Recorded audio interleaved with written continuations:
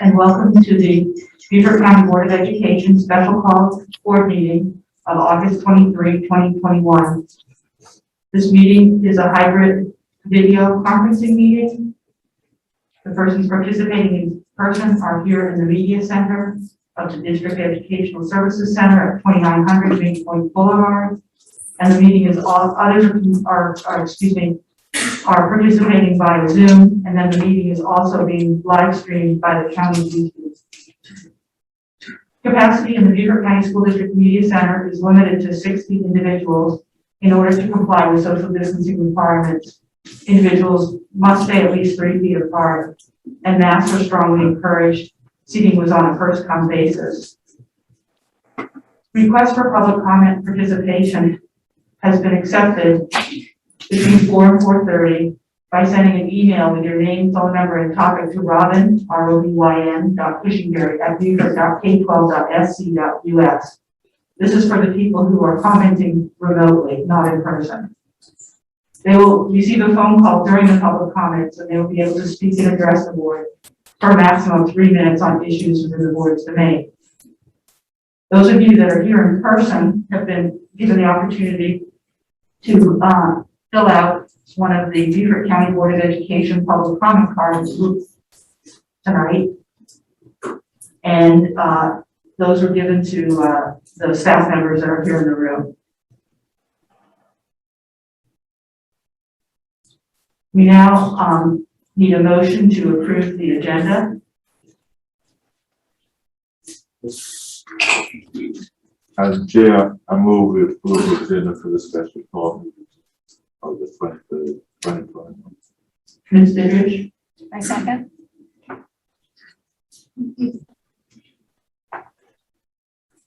Mr. Smith?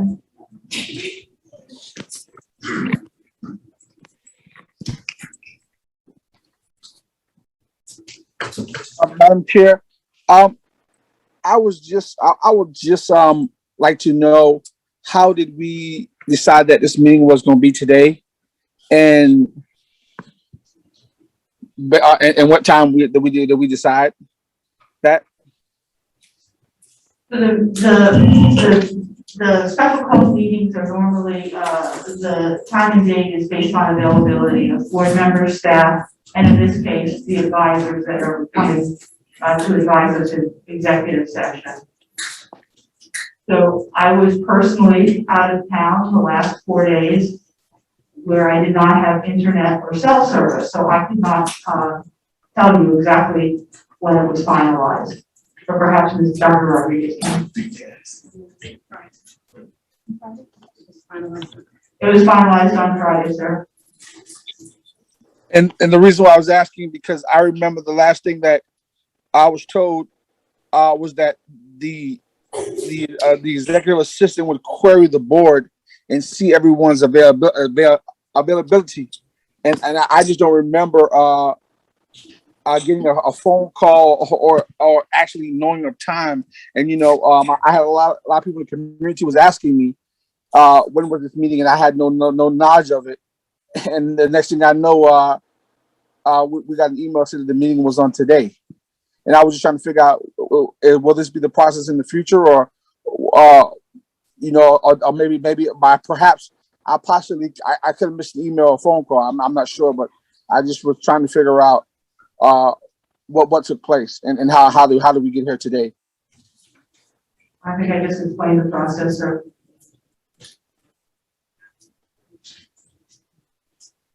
Right. I mean, I'm out of town, Madam Chair, but I just remember that the last thing that you said was that the board executive assistant would query the board members for a date and time of availability, and I never have anyone to give me a call or give me an email to see if I was available to even attend the meeting today, and that's just very concerning. Thank you. All right, can you please put your hand down? Any other board members would like to speak?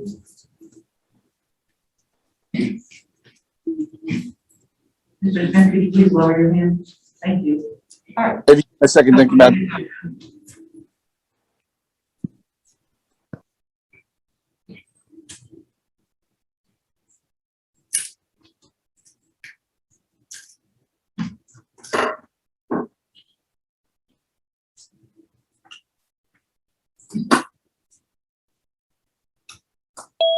Yes, I'm kicked out temporarily.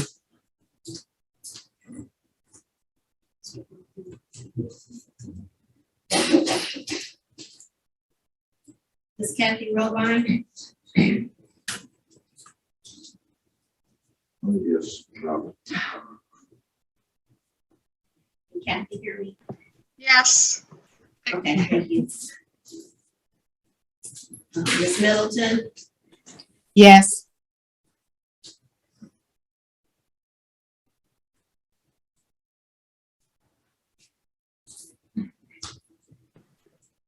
The agenda is approved unanimously. We will now stand for the pledge of allegiance.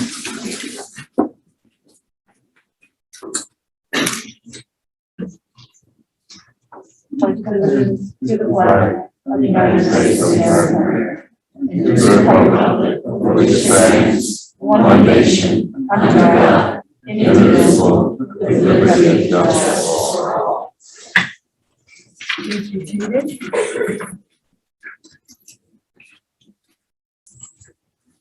The media has been properly notified. So the first item on our agenda tonight is public comments, and we have approximately 75 people that would like to speak. Either here, some of you are here in person and some obviously remotely. So I think the board needs to decide if we do keep our usual policy of 3 minutes apiece, 3 times whatever, 75, we're talking 210 minutes, we're talking, you know, I don't know, roughly 3 or 4 hours of public comments. So I know at the last meeting, we had only, I believe, about 15 comments total. And one of the commenters even made the suggestion of, before we got started that night, to perhaps limit the comments to 1 minute. So the board, or it doesn't have to be 1 minute. Excuse me, we need for the crowd to stay quiet, okay? So everybody can hear, that's only fair to everyone. So the board needs to decide, like we did the other night, we did suspend the rules to hear the comments. Do we want to do anything different tonight? Does anybody want to make a motion? Do you want me to repeat what I said? Okay. So we have signed up for public comments. We have approximately, I think, 75 people that would like to comment. And so it's 3 minutes. If somebody does the math fast, you know, we're going to be here for several hours easily. And then it's estimated our, you know, then we're going to go into executive session, and that's going to be probably fairly likely, then come back out. We may or may not, you know, have business action. So when we were met last time, which was August 18th, one of the commenters suggested shortening the time each person had. That person, I recall, suggested 1 minute. And at that meeting, we only had about 15 commenters, so we didn't change the time. We just allowed them to speak because we had to suspend the rules to allow them to speak because we already had our 2 public comment sessions the prior day. So is there any desire from the board to change, to suspend the rules for 3 minutes? Ms. Beaufort? May I ask a question? Oh, yeah. Okay, is there someone else ahead? Yeah, I'm sorry. Tricia's first. Thank you, Madam Chair.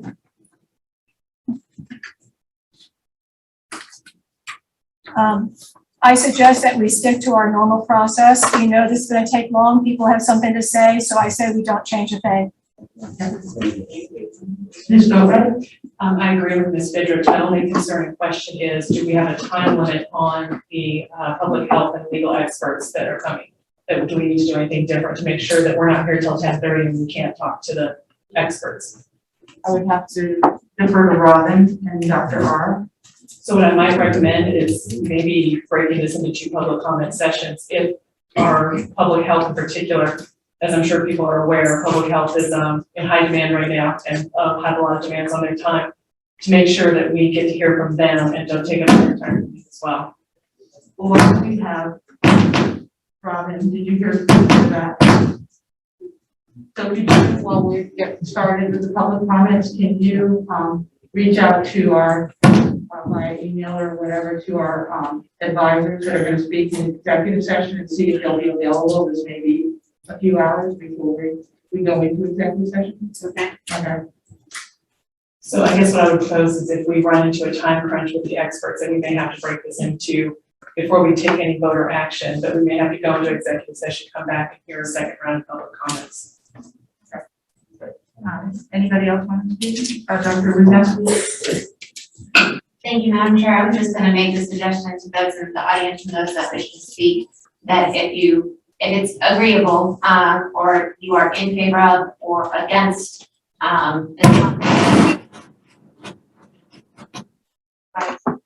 if you're in favor of or against the topic that's being discussed tonight, that you simply, reduce your comments to in favor of or against. That might help to speed things along, unless they have prepared statements. That's just a suggestion. Thank you. All right, so we're going to start with the people that are in the room, and then we're going to go to the those that are calling in for the comments. So those of you that are in the room filled out a comment card, and these are the rules for speaking, but I'm reading these also so those that are remotely can hear the rules. So speakers addressing the board must confine their comments to issues within the domain of the board. Refrain from racial comments, obscenities, vulgarities, and references to specific individuals by name, nor commit other breaches of respect. You may not exceed the 3 minutes. There's going to be a visible timer device for your period of comment, and you may not yield your time to another person. It also may come down to someone may turn in their card today suggested that they may not want to speak once they've heard several other people speak. They may just be repeating what somebody else has said. But I will call every name, so if you do want to decline, that's fine. You just say decline to speak. That's fine. You've completed this card and you included your topic and prior to speaking. The other thing I want to say, we're all here tonight, so everyone's voice can be heard. And it's very important that we have civil discourse. And no doubt, we were going to hear opinions that are different from your own opinions. But please treat everyone with dignity and respect. And please do not, shout out or clap while someone's speaking. We want to hear the comments, all right? So please refrain from that and only speak when you're recognized. We'll be calling on everybody individually to come up to the podium.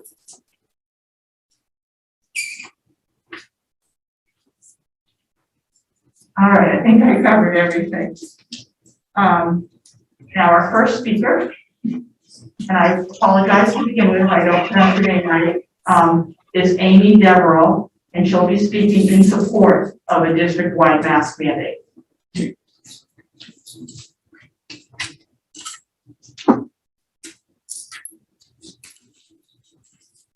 Madam Chair, I have a question. Yes, Mr. Smith? Do we know if we have anyone on the outside, if we're going to give them a chance to come in once people get done speaking, if they feel compelled to leave, will we allow people to come in from the overflow? They could also call in. I don't know. I can't see who's outside, honestly, from my seat. What is the room at capacity? So 3 people are outside the room. I was just signals. All right, without further ado, Amy, please go ahead. Thank you. Good afternoon, board and Dr. Rodriguez.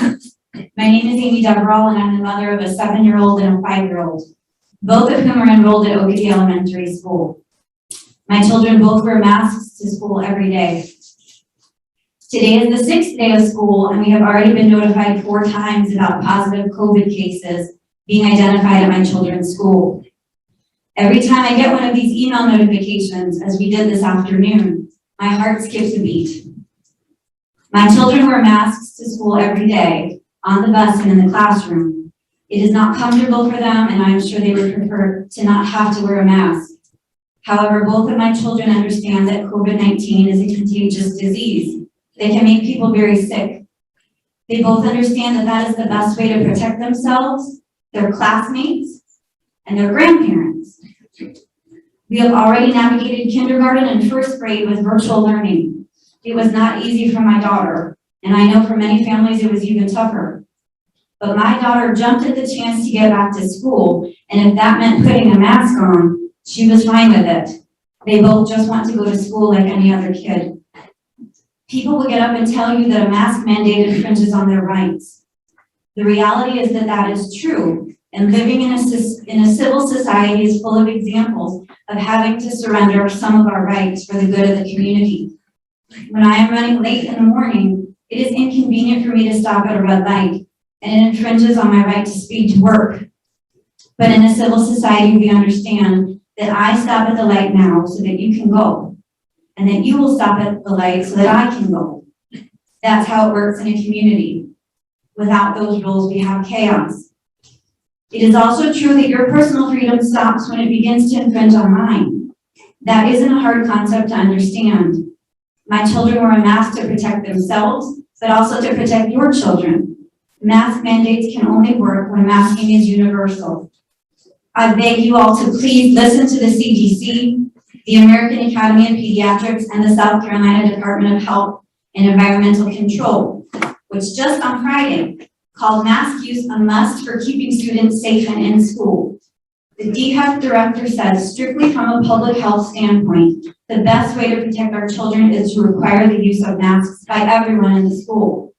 What the science shows is that if we want to protect our students, and for that matter, everyone else in the school, but especially our students, and keep them in school, we should require masks. Please follow the science. Thank you.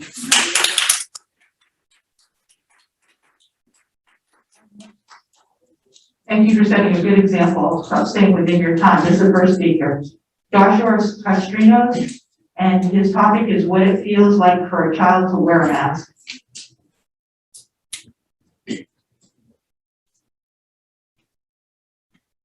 Hello, my name is Joshua Castrinas and I'm 14 years old.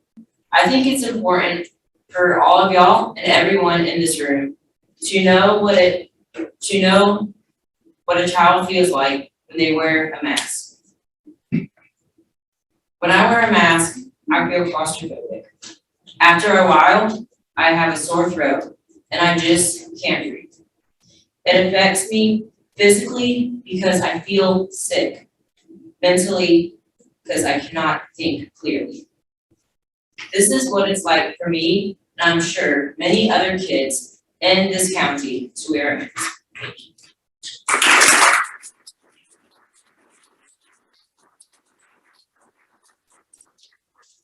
Next up is Christina Roberts, topic, masks mandate.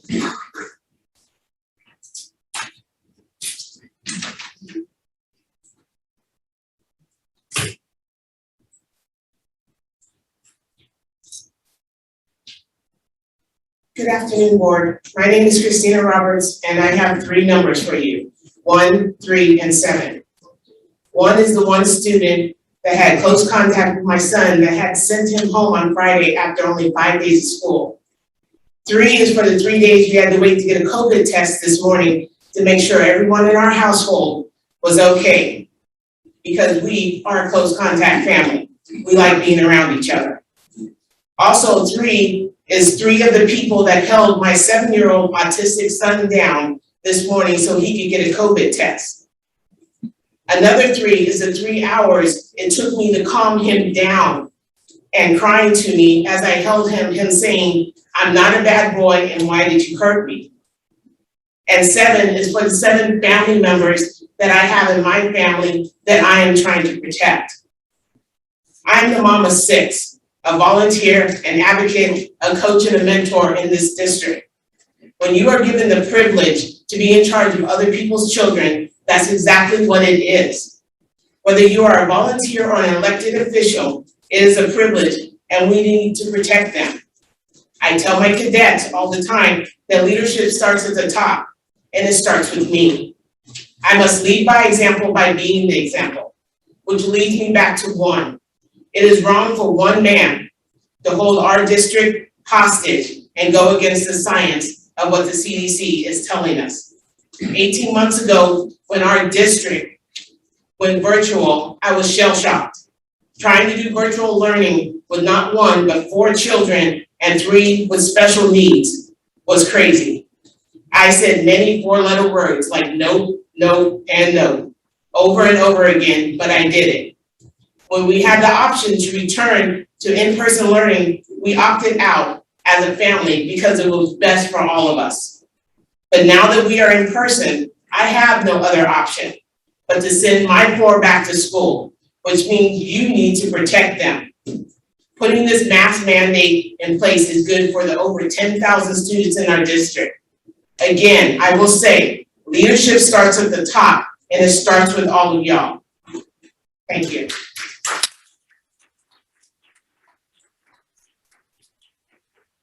Cecile Vivo, speaking about special education right in COVID, 504 and IDEA.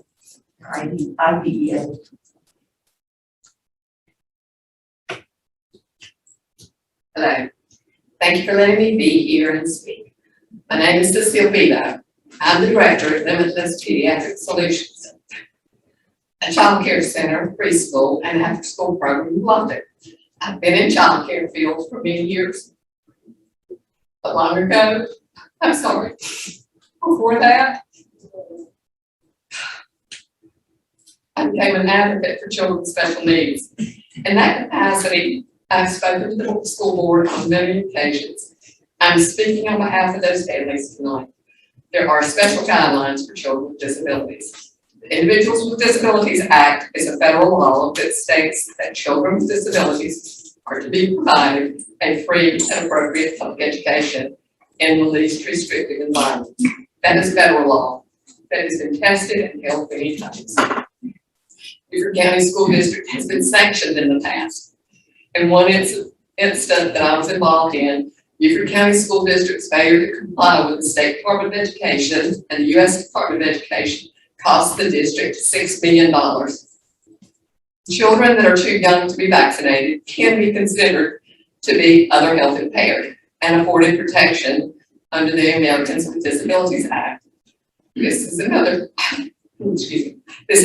federal law that supersedes state and local regulations. If the district can't protect these children with mask requirements, enabling them to fully participate in face-to-face instruction, you are essentially closing the door in their face. The repercussions to Beaufort County School District will be significant. Governor McMaster contends that parents can decide what is best for their children. But the catch-22 is that the parents insisting that their children not be required to wear masks are in all likelihood not immunized themselves. Their children are not wearing masks is not adding to their children's safety. They are putting the children whose parents believe in science and have instilled values of personal responsibility and the golden rule are being put at risk through no fault of their own. Sadly, the children whose parents insist that their rights supersede all other people's rights have seen that demonstrated in stores and in public meetings. These people are congratulating themselves for their rude, obnoxious behavior while their children watch and emulate them. Are these the values that we want taught in our schools? My other cause is quality early childhood education, and I spent many years there also. When faced with a family that didn't want their child vaccinated, I put them in touch with the health department so they could obtain exemptions. I honored their choice and their privacy. I protected their children by posting any communicable diseases so that their child could remain at home. We share the responsibility of protecting these vulnerable children. I've been in this business for several years, and I take the welfare. Ms. Vivo, your time is up, and thank you. Okay.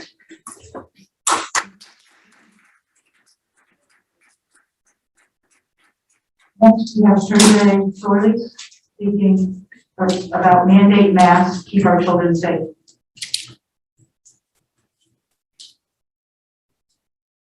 Hey, board members, my name is Tony Sterling. My wife and I have a daughter in 4th grade and a son in 2nd grade.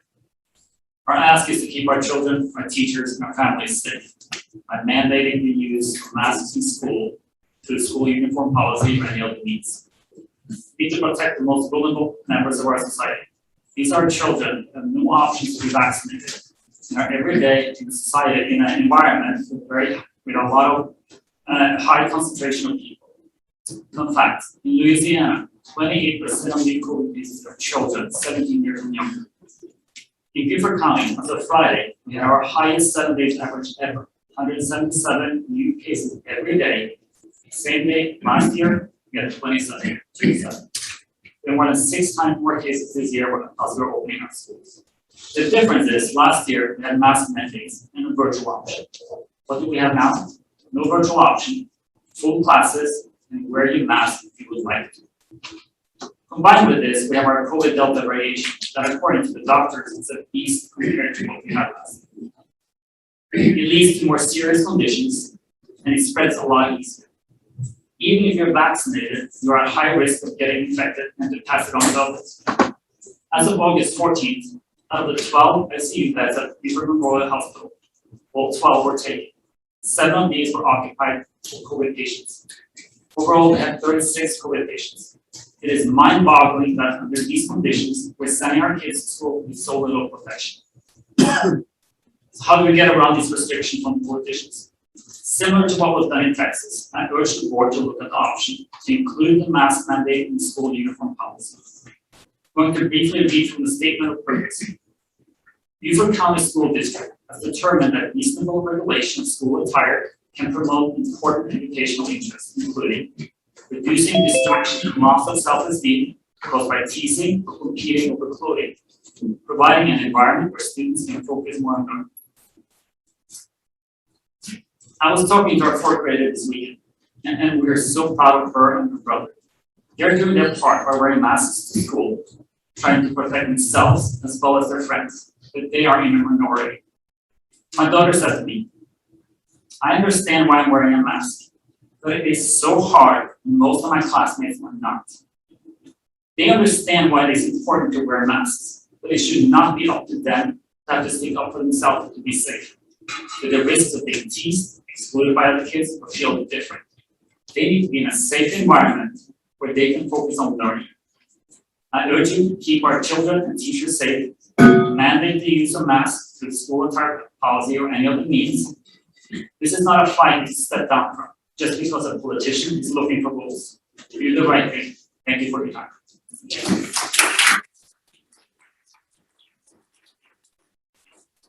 Kristen Walters, topic mask mandate.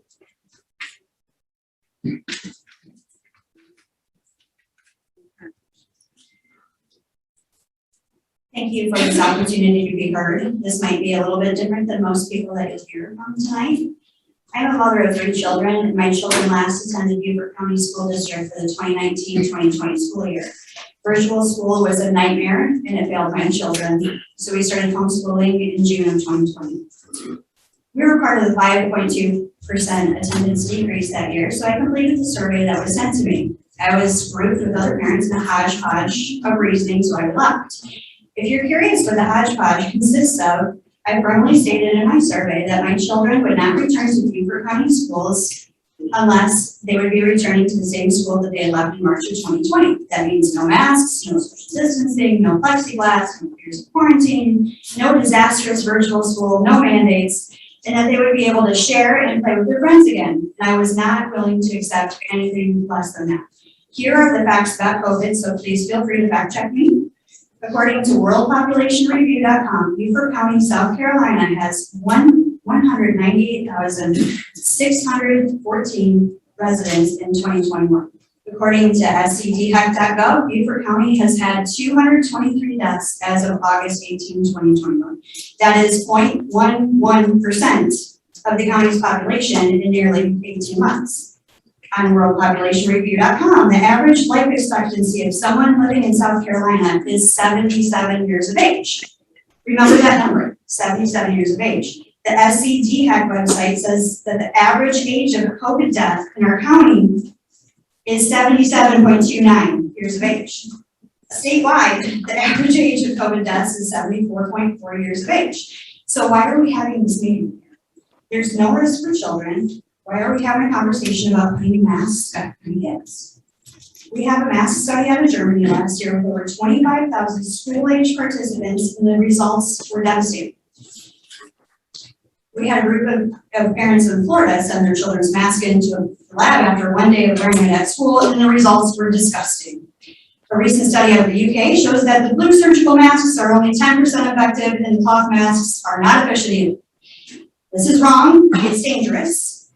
The mask mandate assumes that all children have the same health profile, which is not true. Masks are just wrong for children. Selfishly, I'm glad that I don't have to worry about the mandate on my children, but I feel a tremendous responsibility to my children's peers to stand up for these defenseless children against nonsense mandates. Parents, I'm talking to you now. I hope you're paying attention and your eyes are open. This will not stop with masks. Do not let a school board or anyone else make a healthcare decision for your child. Parents, you have the power in this, and you have the ultimate say. If the vote turns out to be anything more than an optional mask wearing, withdraw your children. Pull the kids from the government schools immediately and start homeschool. Thank you. Madam Chair. Brittany Devlin, speaking on that. Madam Chair, could you have them speak into the mic a little bit more, please, so we can hear them? Can you hear me? Good evening, my name is Brittany Devlin and I have 2 children who attend school in Beaufort County. I'm not here tonight to debate the efficacy of masks. It's become irrelevant at this point. They have been deemed generally ineffective for the CDC. This was last Friday. The science has never evolved. It has never changed. Only the mandates and the narratives that we are listening to have changed. No new study has shown efficacy. No new study has shown that children are at a higher risk of hospitalization or death. And no new study has shown that vaxxed or not, you can't catch or spread the virus when vaxxed. These aren't mitigation procedures. They're an overreach by a body tasked with calming emotional fears. I'm here tonight to remind you all that we live in a nation, a free nation, a democracy, not a dictatorship. There's no debate on this. Every single person in this room is entitled to individual rights as citizens of this nation. There's also no debate on the individual rights of a parent to decide what is in the best interest of their own children. The power of the individual to run a risk assessment for their own life or their child's life is paramount. We do this daily, whether you realize it or not. No one has the right to make medical decisions for a child except that child's parents and their attending physician. Right now, in this room, some of you are masked and some of you are not. That is your right to make that choice. When you mandate masks in schools, you are violating my right as a parent to make that choice on behalf of my child. I will not stand for this. Children are generally unaffected by COVID and statistically have a 0% chance of dying from it. Positive cases mean absolutely nothing when deaths and hospitalizations are still far below what they were before. If masks are forced upon my children, and this is to the board, if masks are forced upon my children, it is a direct violation of my rights. It is child abuse, it is discrimination, and you, the members of the board, the district superintendent, my child's school, will all be held accountable. The District 2 representative is not with us. I believe he's on Zoom. As my personal representative for the district that I am in, I am demanding that you vote no to violating our parental rights. Thank you.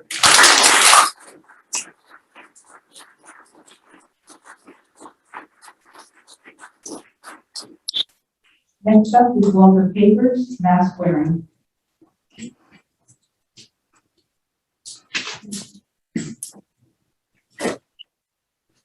Good evening, board members, Rodriguez. One of the things that I can really express today, as a scripture comes to me and said, to let us come together and reason. There's discomfort in each and every one of us. Rights. Each and every one of us have rights. But we must consider what is the most important thing that we must do to obtain rights for all of us. When I sit down and I think about me being a pastor and having the responsibility to lead people, I must be able to come to to a conclusion that will help all of us. What is the best thing for all of us? This 14-year-old, I believe, got up and expressed himself about his breathing, his medical health. I must think about that as well. But I also must think, what can I do to help him, but yet help the other thousands of students? That's what I must think about. I do not want to impose on anyone's rights. You all have rights, each one of us. But do we have the right that when I have 3 grandchildren attend school, and one of my grandchildren, they are out of school now because of COVID. 14 days he cannot attend school because someone, and I'm not saying it because of math or what, I only understand that my grandchild went to school and cannot attend school today. He's 4 years old. What if he contacted the virus? Dr. Rodriguez and my grandchild died at Beaufort County School because of the mask situation. Beaufort County, we are educated people. We are smart people. Yes, there is discomfort in everything that we do, but we've got to be able to come together as a body, as a body of people. We love all of you all. I love all of you all. But I must weigh I must be able to say, your child, my child. Yes, COVID is dangerous. We didn't ask for this. But we have to be able to come together and decide as a group of people what is best. They took away the virtue from us. We didn't ask that. The government. So things you can't do. Thank you very much. Thank you.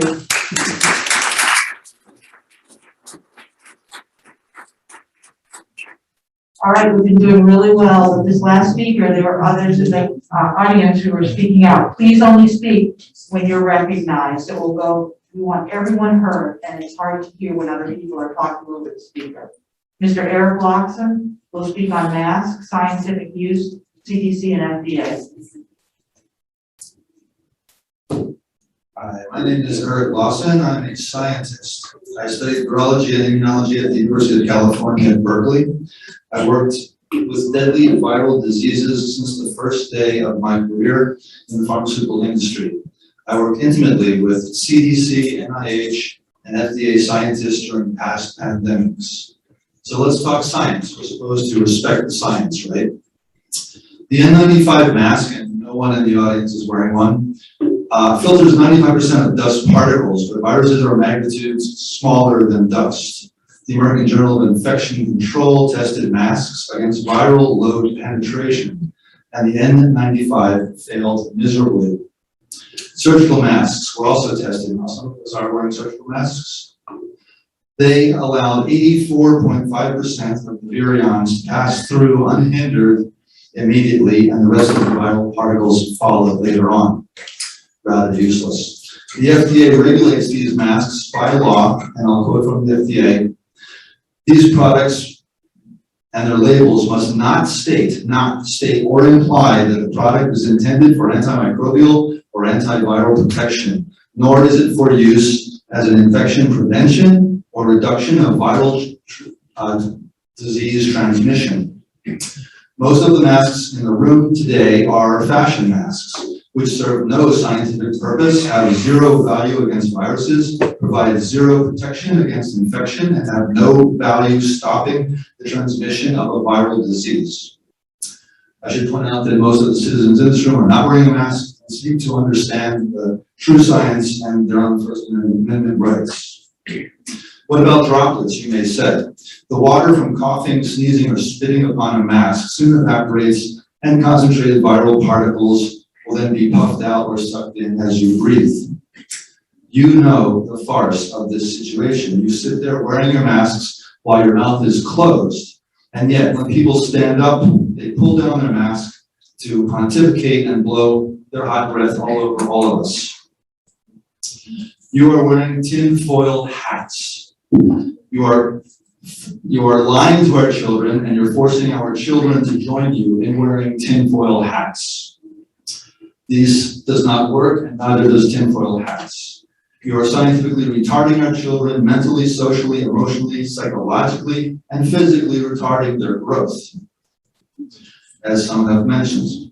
And school-age children are not even at risk of this disease.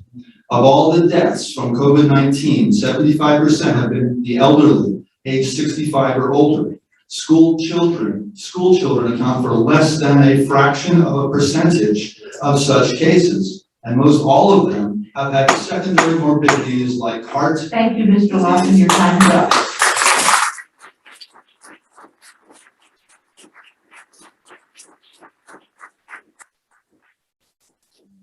Dr. Gina Hewlett, topic, mass kid safety, learning options.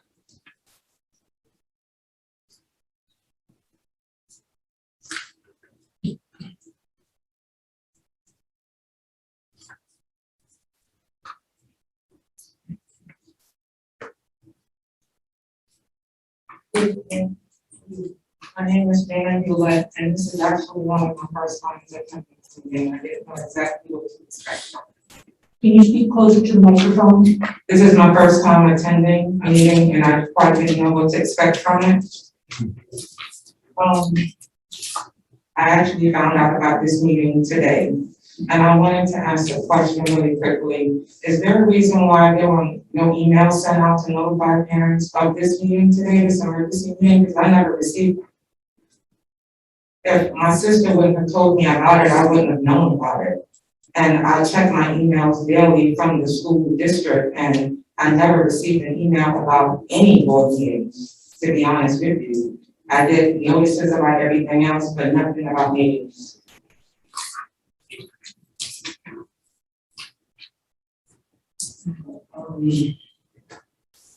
Due to the spread of COVID, I wanted to know, will you be essentially be offering a hybrid, virtual, in-person option?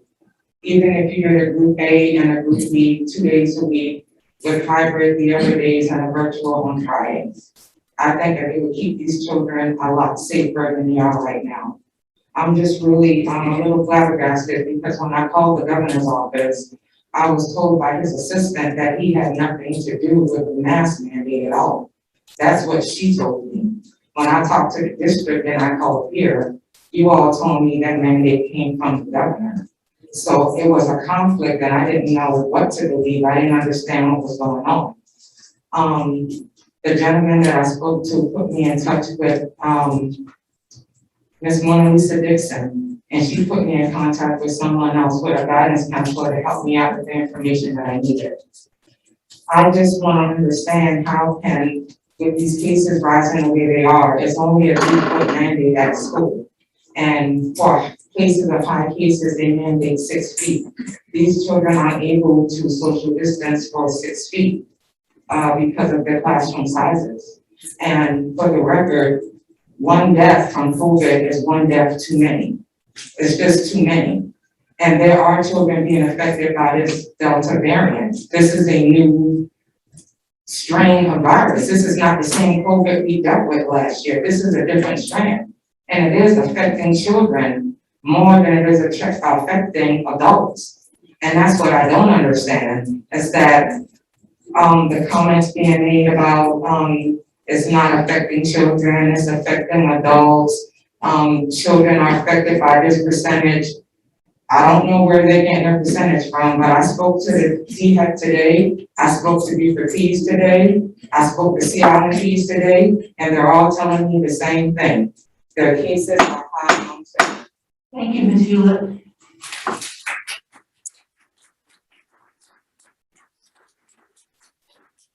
Next up, we have Jenny Robinson, notifying parents when an outbreak occurs in the school.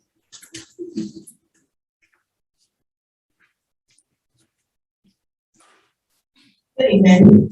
This is actually my first time too, but, I'm a single parent and I have two 8-year-old, they're twins. They go to, a school in St. Helena. But my thing is that, I don't understand why the school or whoever doesn't notify us once there's an outbreak in the school. I have a high-risk daughter that has sickle cell. And I got notification through social media that the student was sick. And when I contacted the school, they were like, you should have got notification through the school district or the principal of the school. And I did. And I felt that was kind of odd. And then they were saying that if the student wasn't around the student for like 15 minutes, when the student was around the child for like 2 days. And I just feel like it's kind of odd, you know what I'm saying? And excuse me. I just feel like it's kind of odd. But if y'all were so, you know, in a rush for those kids to start back school, if y'all were so if y'all were so anxious for these kids to start back school and wanting them to be so safe, why aren't these safety procedures, prepared for these kids to be in school? Like, there's a lot of kids getting sick, and y'all not taking the proper precautions for these kids in school. You know what I'm saying? There's a lot of kids going home sick, coming to school sick, this, that, and the third, and y'all not making the kids be safe. I see like barriers and stuff in certain classes, but they're not in all the classes. And like, are there like special kids that get them? Or they're like, y'all not letting us know anything. And I guess that's all.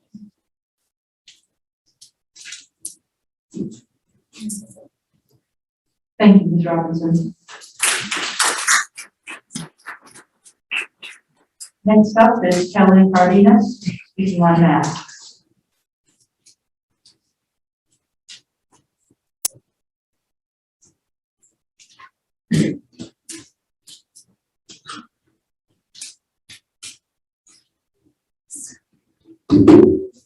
Just tilt the microphone maybe a little towards your mouth, so it's, yeah, thank you.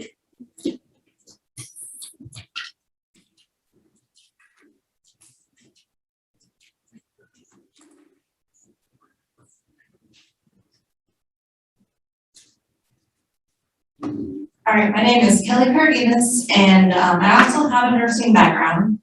And I have 2 kids that are in Beaufort County School District, May River and River Ridge. And I've actually kept my kids home for the last 1.5 years to virtual because I refused to mask my kids because of the psychological and just emotional damage that it has done to them.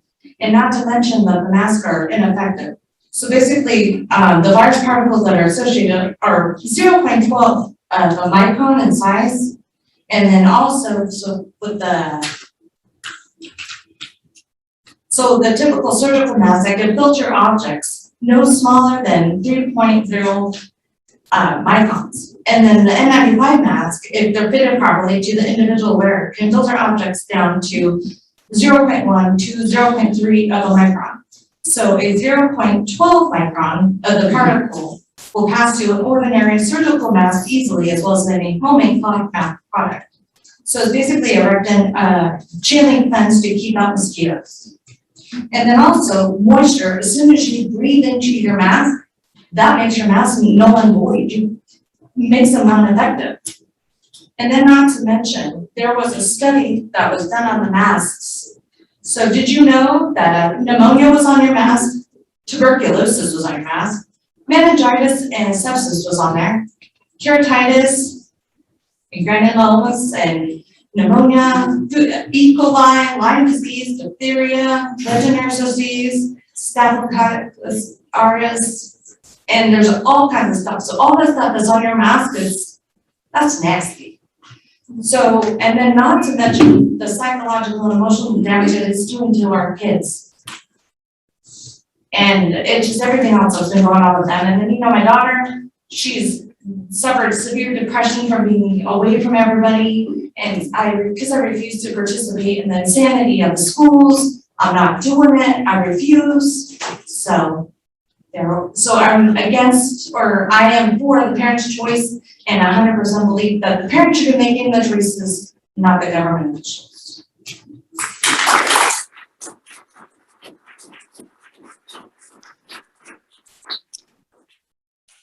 Kathy Robin, I noticed your hand is up. Yes, Dr. Glantz, unfortunately, I'm not able to be there tonight in person. Is it possible to show the faces of the people as they speak? I can hear them, but it's always nice to see who's doing the talking. And I don't know if that's possible in this format. I've been told no, because I agree that would be nice. Okay, thank you. Thank you, you're welcome. All right, next up is Elena Fielding, who will speak on no mask. Good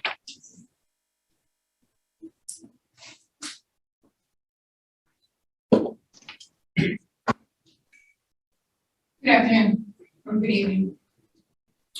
I want to share my story about my daughter. Once 18 months ago, when all this started, she didn't want to wear a mask.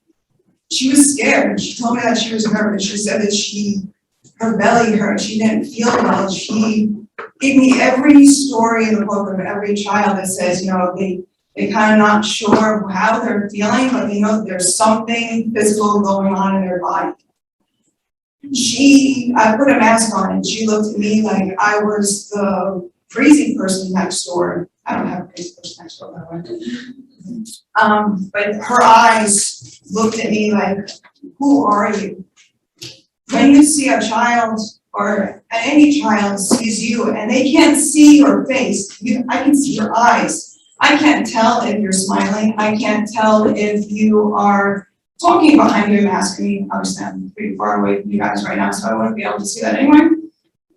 But if you think about it from a child's point of view, how are they supposed to know? And you have all these children that are masked, and then you have teachers that are masked. I'm a kindergarten teacher.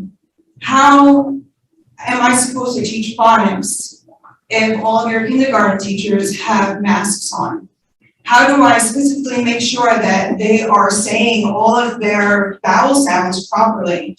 I've seen a lot of people come up here and they pull down their mask when they're talking, so you can hear them properly. So if I'm having a mask on, or if your teachers in your county have a mask on, and then you have another child that has a mask on, how are we supposed to make sure that these children are getting the proper education that they should be getting? I urge you to think about all the children that don't have a voice. I urge you to think about all the children that might not be able to say, hey, mommy or daddy, or whoever their parental guidance is, my stomach hurts. I don't feel well. I don't know what's going on, but there's something going on. Think about all those children that maybe not quite sure about what's going on, that all that psychological issues that they're having from the past 18 months of not being able to see anybody. What if they're all home by themselves? I mean, we'd like to think that all these children that were home virtually were with an adult, but let's face it, probably some of them weren't. So now you have kids that are fending for themselves, and now you have all these kids that don't know how to say something. So I would urge you to think about making sure that these kids do not have masks on, making sure that your teachers don't have masks on so they can teach properly and everybody can understand everything. Please make sure that you think about everybody and that everybody has the right to choose. Thank you.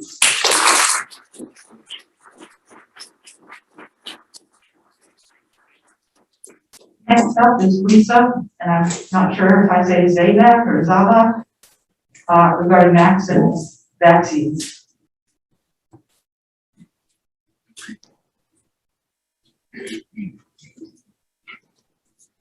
Good evening. My name is Lisa Zabak.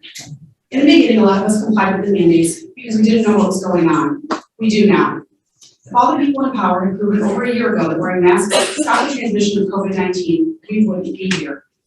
You didn't prove that point because you couldn't prove that point. There are no peer-reviewed studies that prove masks are effective in the prevention of COVID. Yet here we are in the same boat again. Our oldest daughter was in first grade last year.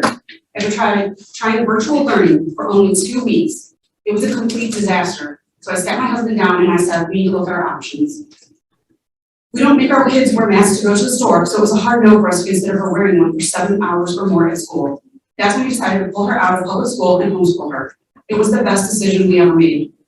I'm homeschooling her again this year along with our other daughter who is in kindergarten because we don't trust where this has been heading. It is your job to care about the physical health and emotional well-being of each child in this district. Don't put these children through this again. You've already created psychological and physical problems in these kids that they are going to be dealing with for years to come. And yet they are the least affected by COVID-19. Let kids be kids. Let them live and stop making them live in fear. I'm not asking you to infringe on anyone's rights. If someone wants their child to wear a mask or get the shot, go ahead. I'm not trying to stop that, but I should be afforded the same right to choose that for my own children. Children shouldn't be forced, bullied, or coerced to wear a mask, nor have repercussions for choosing not to wear one. Also, unvaccinated and vaccinated children should be treated the same when asked to quarantine. Neither Pfizer, J&J, nor Moderna have a product to stop anyone from getting COVID or transmitting it. Therefore, everyone should have equal quarantine time. When you punish one and not the other, you are showing your true colors and what your agenda actually is. Control and mass vaccination of all kids. I hope and pray I'm wrong, but it sure looks like you're heading in that direction. And if it is and you push those shots, only God can help you because the blood of the injured children is on your hands. Let parents have the freedom to choose what is best for their children. If you don't, you'll be ignoring the law Governor McMaster enacted. You'll be acting criminally, and if you think parents will stand for that, think again. They will uphold the law in place and go against your mandate, and they will take legal action against you. Parents, you also have another option. The 10th day of school is coming up on Friday. Funding is provided for all children registered only in the first 10 days of school. The board is not the only one who gets to decide what happens with your child. This is a call to action. If you want to make an impact, take your child out of school before Friday. If you withdraw them, the school will lose money for each child. Don't let them hurt your children anymore. Instead, hurt them where it counts. Take your children out and make your voice heard. Thank you.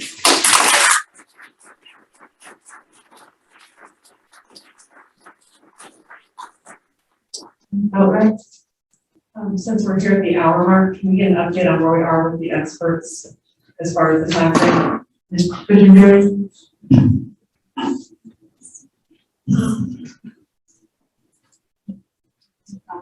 The health fund says she will be available when she's needed, and they both will be available when we're finished. Thank you.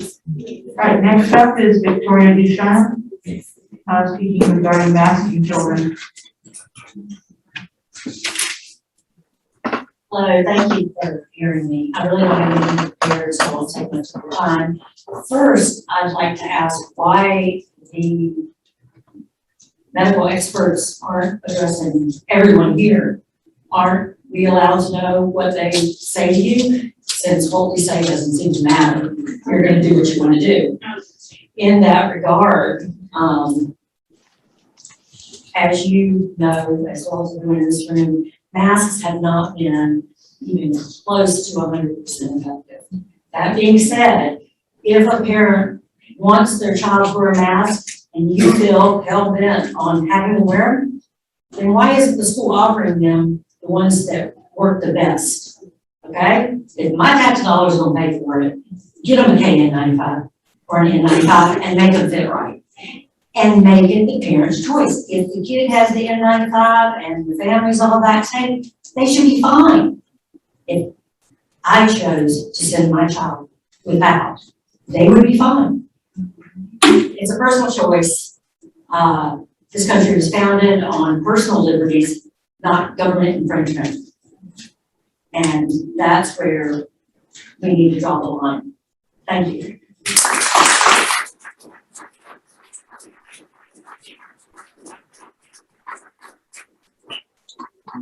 Next up is Amber, and I'm sorry I can't read your writing completely. I believe it might be Stoddard, and speaking on that.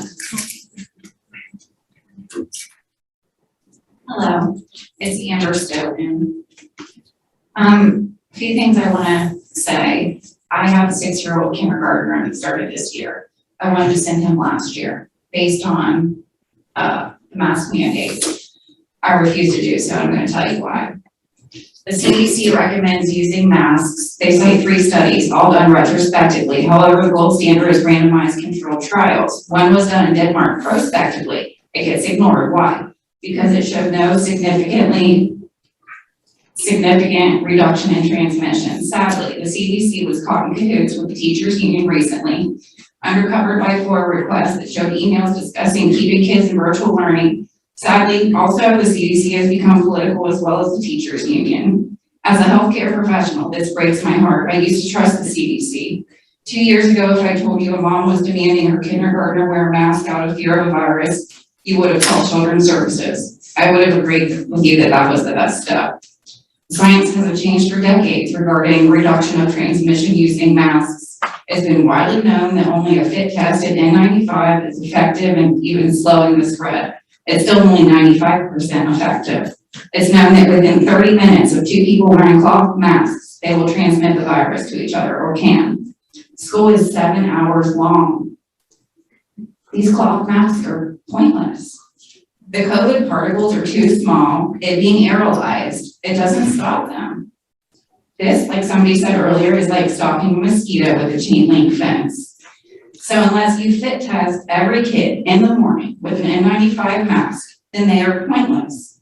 We live in a risk-benefit society. Knowing what I said is clear. Masks do not benefit kids at all. They only harm them. Masks simply are not developmentally appropriate for kindergarten, first, or second graders. They need to see their mouths in order to learn critical skills such as speech development, phonetic language. Kids also have a hard time hearing teachers, leading to language disorders and speech delays. Dyslexia, autism, and apraxia kids already seriously struggle to read, write, and develop language. Remember sounds by watching the teacher. You look at their mouth and tongue and feet. Developing poor readers, writers, and speakers on a hunch or a, well, we think that it may work, a mask may work. That's unacceptable. It's abusive to kids. Finally, if you defy the governor's orders and move to mandate masks, I personally will pull my kid out, lobby the governor for education savings accounts for our money to follow our students, like Florida, Arizona, Tennessee, etc. So I can get my child out of the government school and in a school that puts children first by me not mandating ineffective and developmentally inappropriate face coverings. Thank you.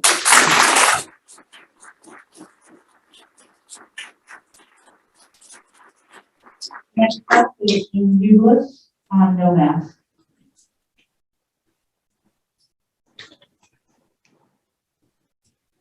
If you institute a mask mandate, you will violate state law and lose your state funding. Funding that Senator Tom Davis fought hard to bring us. Under the Ed Choice Act, parents now have the choice of school and will pool their children, as you've heard. You will lose that funding. Dollars will follow the child, not the child following the dollars. And don't look to the taxpayer to make up the difference, especially after you just got the 1% sales tax boost from us recently. I'm appalled at what these children are going through. Respiratory distress, CO2 level increases, inhaling germs that normally would be dispelled, slow emotional development because they can't read facial expressions, causing them to not develop vital social skills, educational decline and stunted intellectual development, emotional distress leading to PTSD and suicide. The largest growing number of suicides are by children, some as young as 6 years old. As they mature into adulthood, they will be ill-equipped to fully integrate into our society. They will become dependent on various forms of assistance. COVID is not the #1 killer in South Carolina, not even #2. With 10,000 deaths COVID related, it only amounts to 0.0002% of our population, which is over 5 million as of the last census. What are private schools with parent choice doing successfully to remain open at full capacity with low or no infections? What are they doing right and what are you doing wrong? Have you reached out to their boards and compared notes? Well, I'll tell you what works.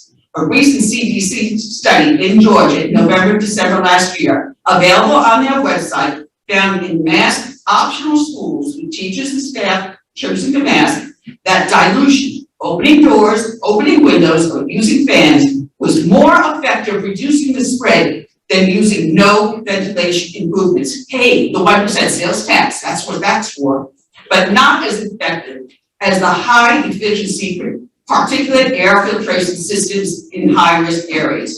There's a higher risk of adults spreading to a child than a child to an adult. There is an unalienable right for a parent to decide for their child, a God-given right, not a government-granted, regulated privilege. We are here to stand by those parents to protect the most precious gift from God, the love and link between parent and child that you have no right to reach. The Beaufort Tea Party stands with Engage the Right and Moms for Liberty. God bless.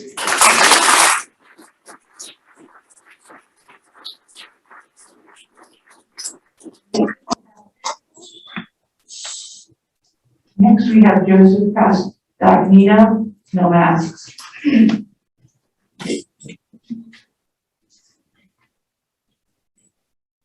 Try to keep it pretty short and sweet.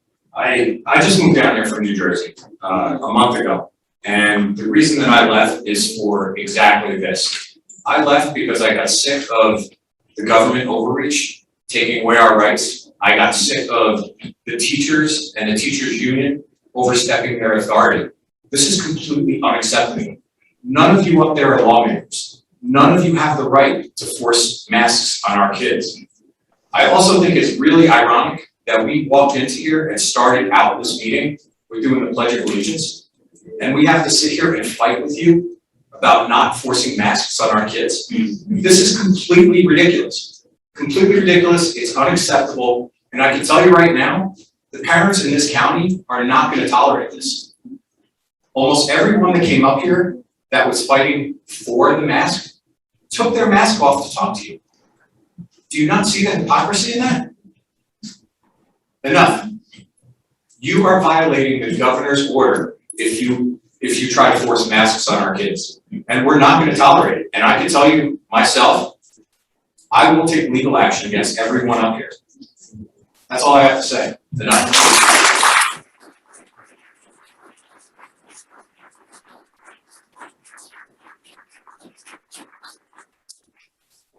Yvonne Armstrong, speak on that. Good afternoon, or good evening.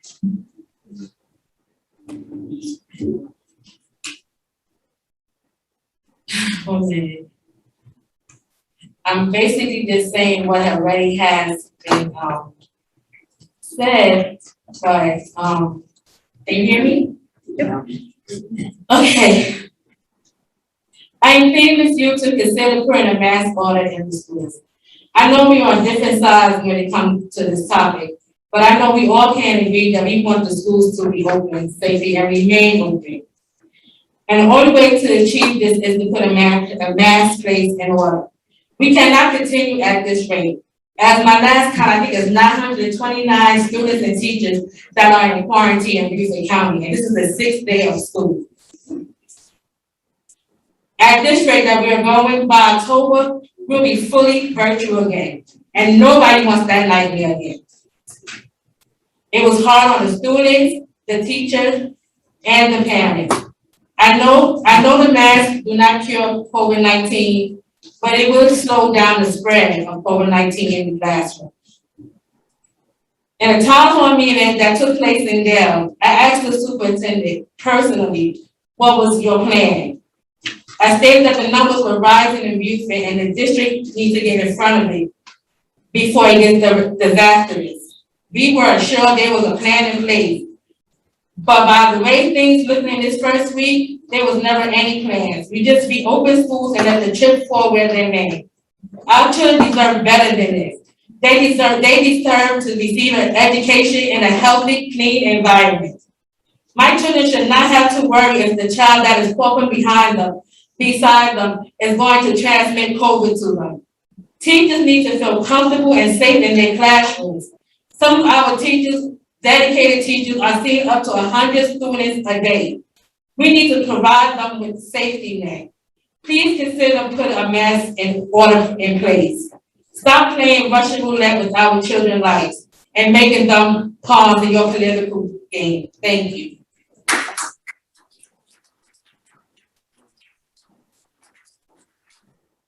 Angela Rosella?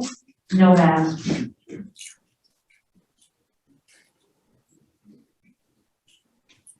Good evening, my name is Angela Vasilla. We have 4 daughters in Beaufort County School District.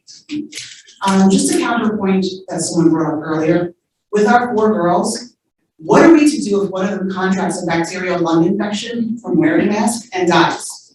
We would hold you responsible, right? Same thing. Wearing a mask to prevent catching COVID is like throwing sand at a chain link fence. Doesn't work.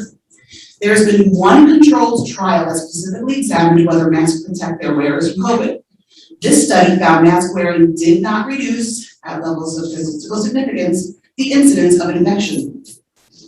Standard cloth and surgical masks offer almost no protection against virus-sized particles or aerosols.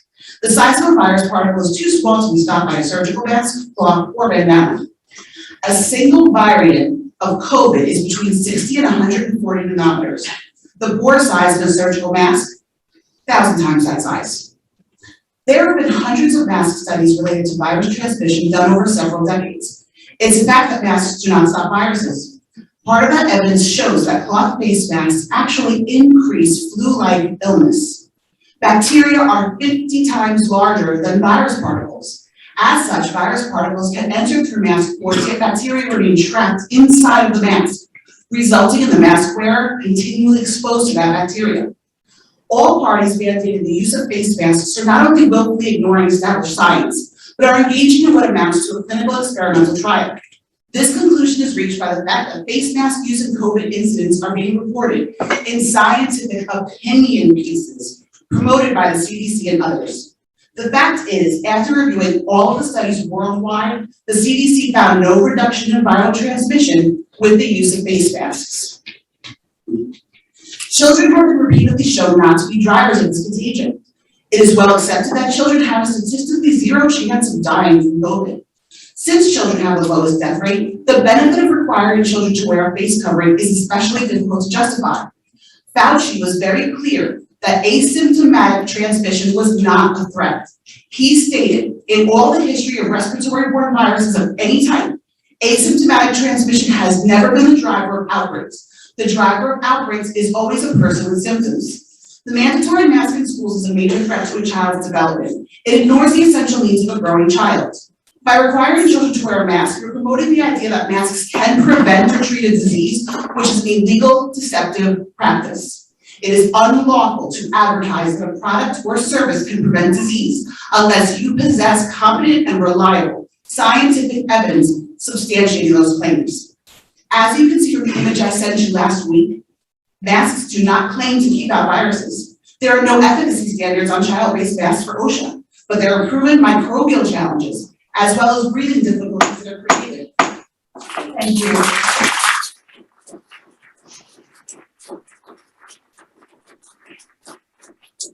Beth Hoffman, masks.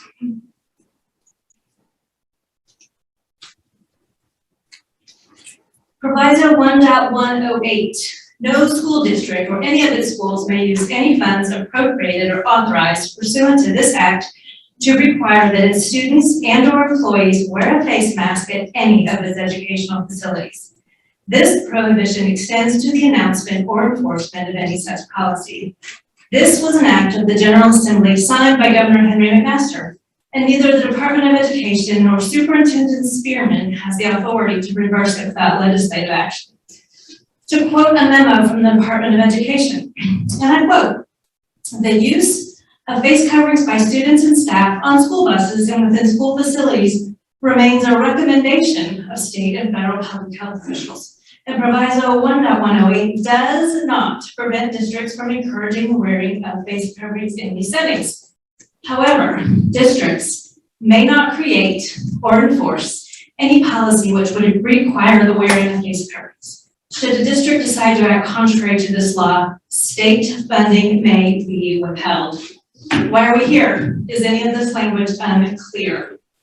The state attorney general is suing Charleston and Columbia over their mask mandates. Beaufort County will be next. Where is the money to defend that lawsuit coming from? If you have thousands of dollars laying around, maybe you should give your teachers a bonus instead of wasting it on a lawsuit that you will lose. The school board does not rule about the legislature and the governor.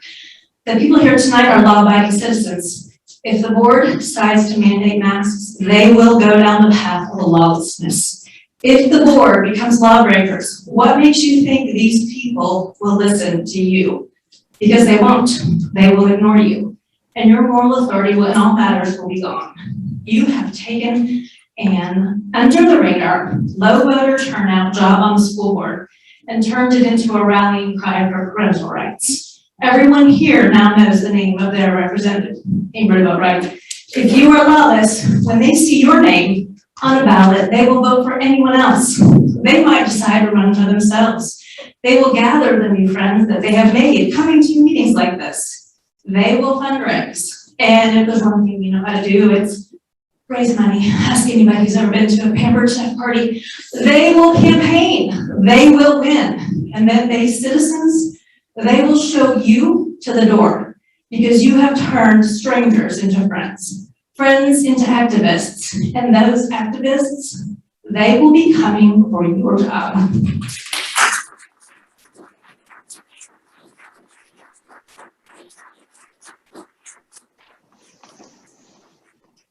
Go on. Masks.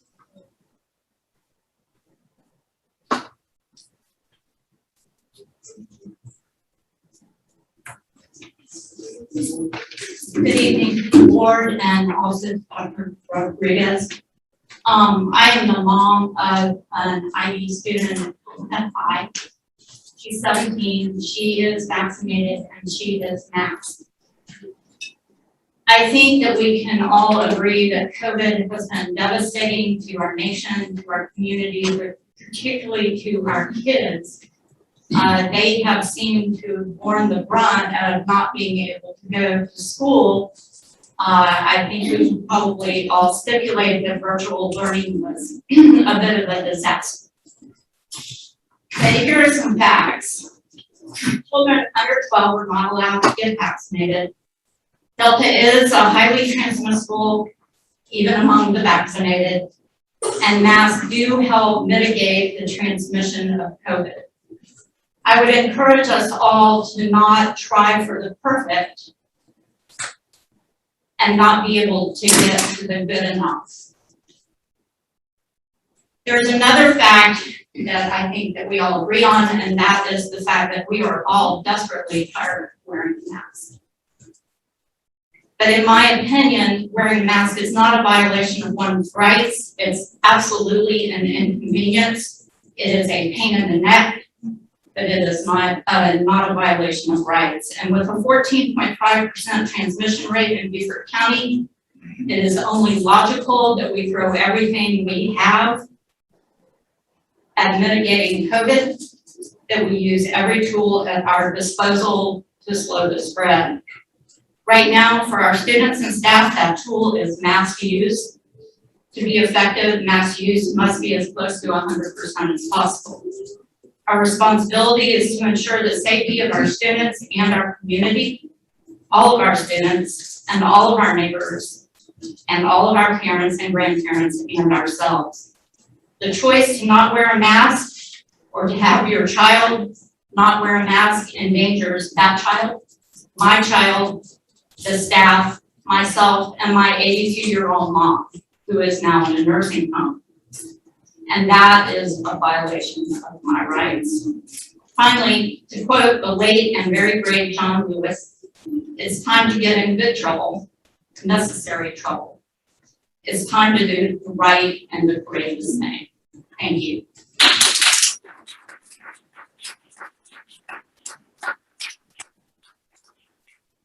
Katie Bittner, speaking on mask mandate.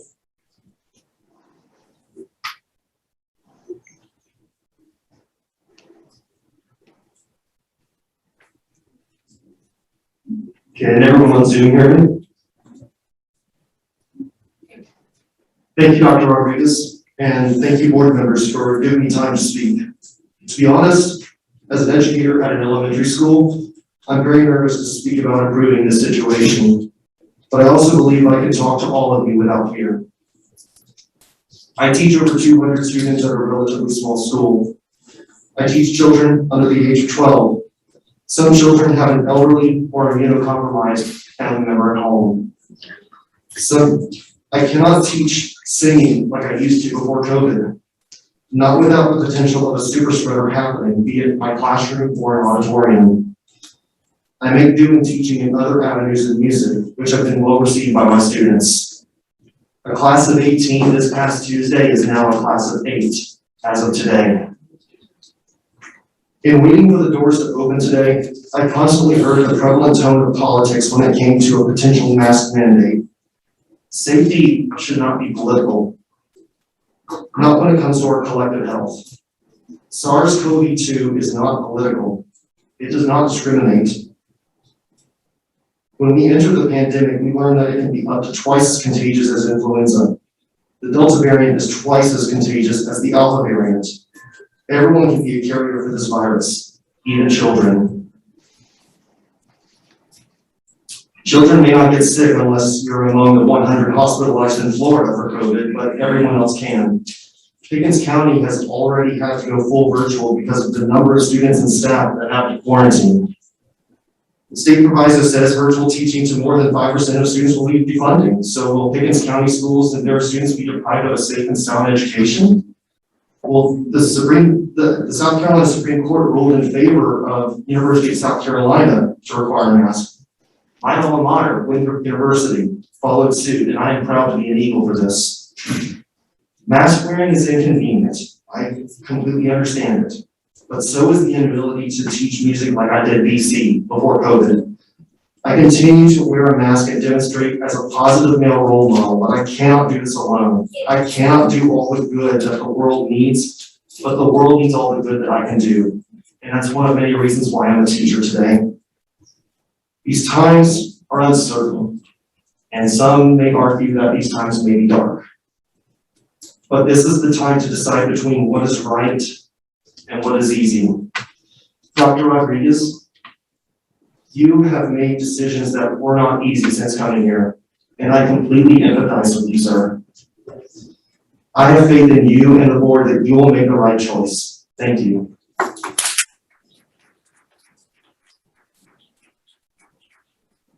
Jesse Castrinos, mask mandate.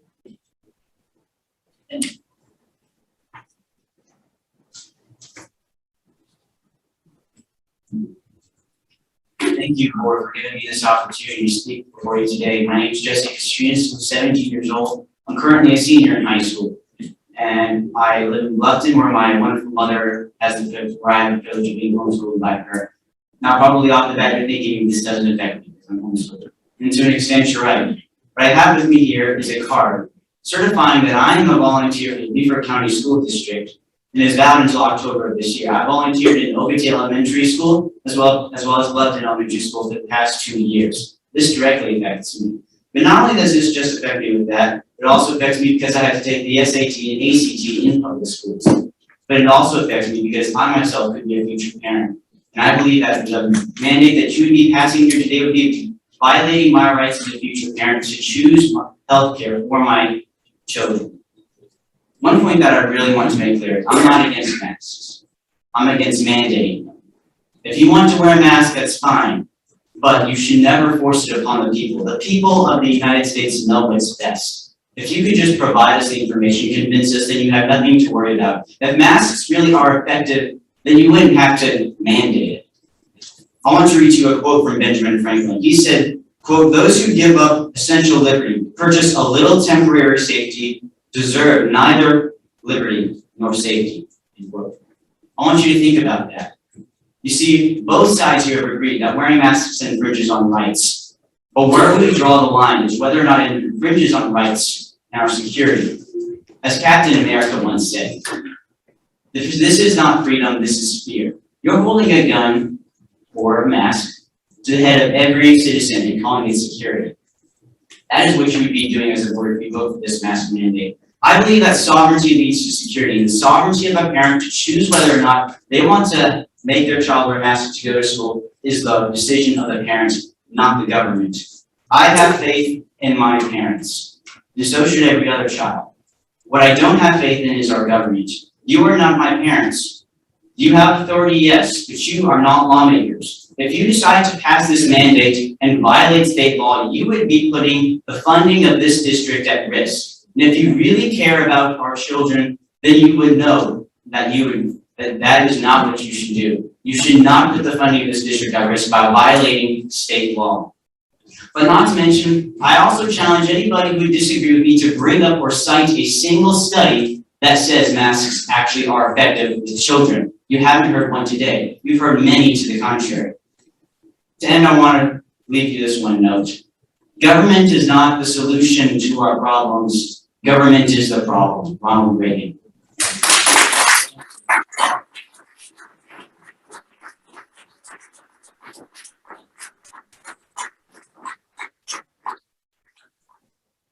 And Hagedorn, masks on kids.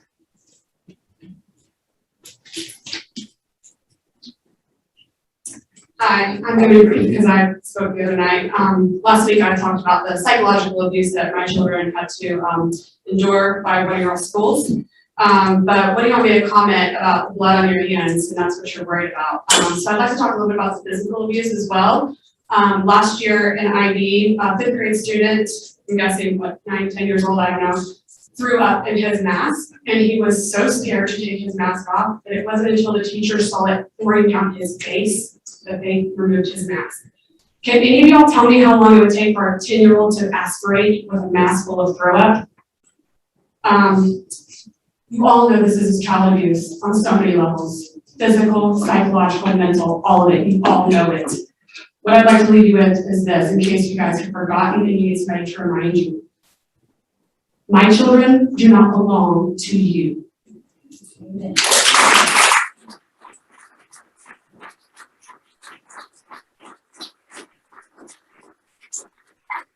Emily Louise, mask mandate.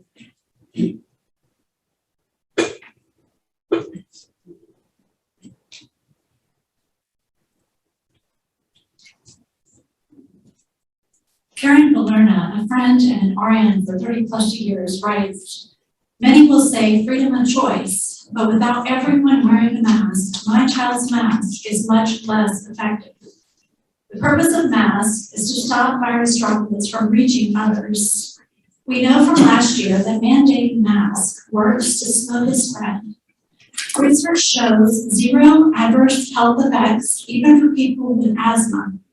This Delta variant is more than twice as contagious as the original strain we had last year when there was a mask mandate. Mandating masks is our best defense to slow the spread and to help keep our children in school." Another local parent, Angela Comfort, was diagnosed with multiple myeloma in 2014. She was on nonstop chemo between 2014 to 2019. She developed type 1 diabetes and is on a continuous insulin pump. The #1 cause of death for patients like Angela is pneumonia. There are a lot of very sick people within our community that our otherwise healthy COVID-infected kids could kill. Our community, unfortunately, doesn't think about these people often enough. We must think about trying to slow COVID-19 down for the sake of every individual who is alive today. We must do this to save our hospitals so that there will be beds for patients who are in immediate life or death situations. Masks will help with this worldwide effort to slow COVID-19 significantly and to relieve our hospitals. Last night, Hilton Head Hospital stated that local hospitals have stopped elective and even urgent surgeries. Floors are full. The ER is full as a backup. They are out of nurses. Charleston and Savannah hospitals are declining non-emergent transfers. They don't have beds either. A third parent, Ellen Heron, has a 10-year-old son with chromosome 6 syndrome. He has chronic lung disease, which makes this Delta variant especially deadly and 25% more likely for him to end up in a pediatric ICU on a ventilator. Many other kids in the special education program are high risk. Virtual school is not an option for them as they will lose access to physical therapy, occupational therapy, and speech. We think our government, the school boards, and many of our neighbors forget about our sick and high-risk children when making such decisions.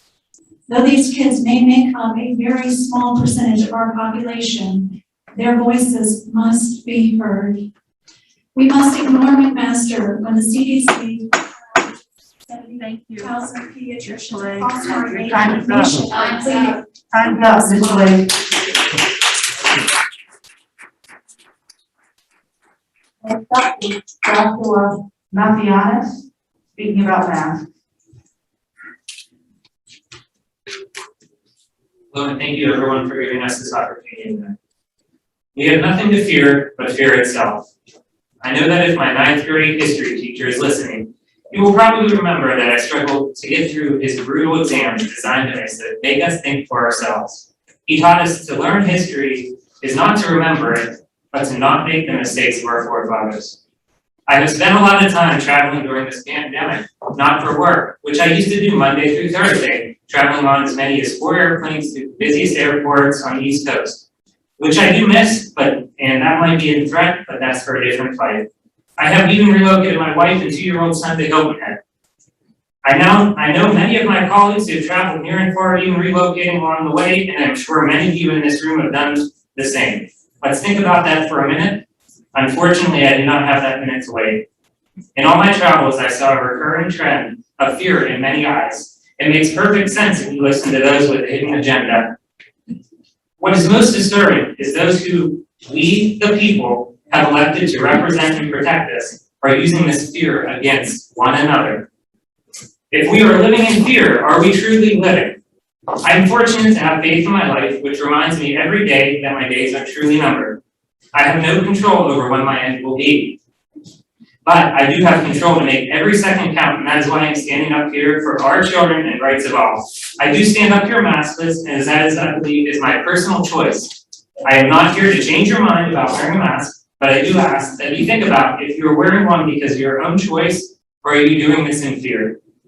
It is now time to stand up for one another and conquer fear. It is time to take the hand of those in fear next to you and conquer it straight on. It is time to not be divided. It is time to come together and be unified as one. We must support each other in these times. We must fight for our future. We must no longer live in fear. We must prepare our children to not make the mistakes of history and defend our God-given right of free will and decide for ourselves.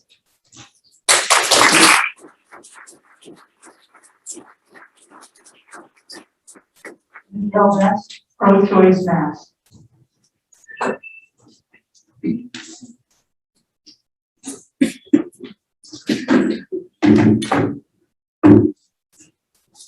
Hello, my name is Michelle Best.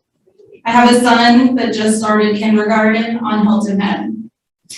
And I want to talk about 2 of my concerns regarding the mask. One is compliance, and the other one is mental. I watched several people that are wearing masks tonight come up here, take their mask off, and set it on the podium that, I don't know, 40 people have touched now. So if adults are not able to be compliant with a mask, how do we expect our children to? So I'd like to know what kind of process is in place. What happens when a child, a kindergartner, I know I have to ask my child to do this all the time, goes to the bathroom and doesn't wash his hands? What happens when the child is eating lunch? What do they do with their mask? Are they putting it on their desk that's covered in germs and then putting it back on their face? What happens when they have to sneeze?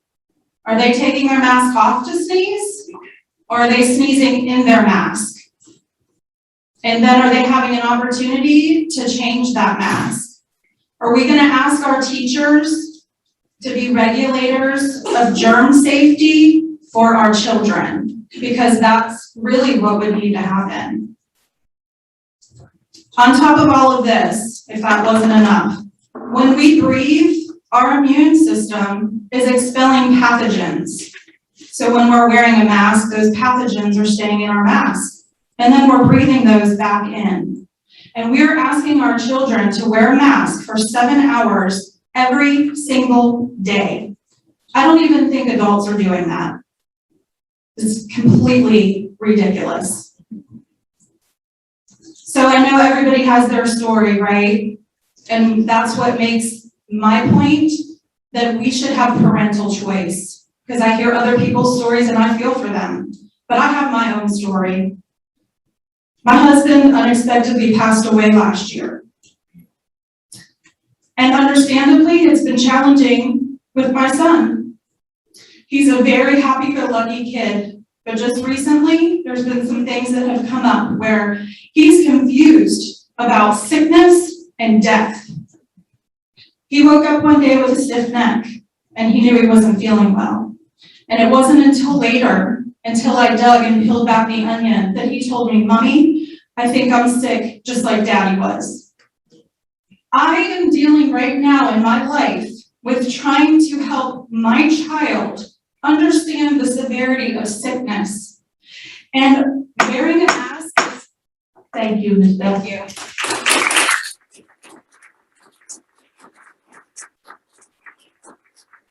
you. Mask mandate.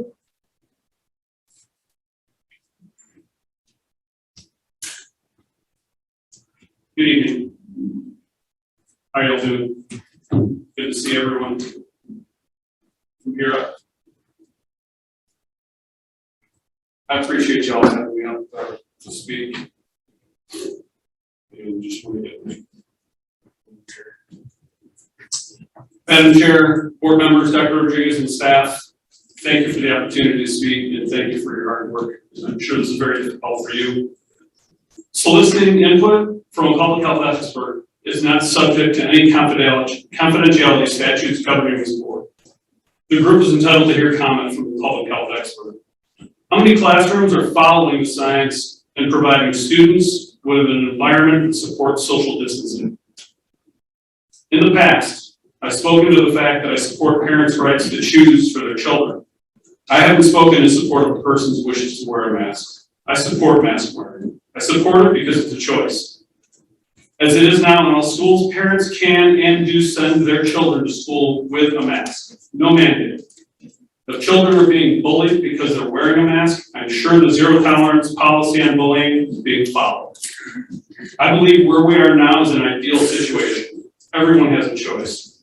My kid, my choice. It's not your kid, my choice. Forcing a child to wear a mask is cruel. According to South Carolina statute, cruelty to children, section 63-5-8, whoever cruelly ill-treats, deprives of necessary sustenance or shelter, or inflicts unnecessary pain or suffering upon a child, or causes the same to be done, whether the person is the parent or guardian, or has charge or custody of the child, for every offense is guilty of a misdemeanor, and upon conviction, must be imprisoned not more than 30 days, or fined not more than $200, at the discretion of the magistrate. So the board can see this poll. How many parents believe forcing a child to wear a mask is against the law? How many would notify law enforcement if the behavior continued in school?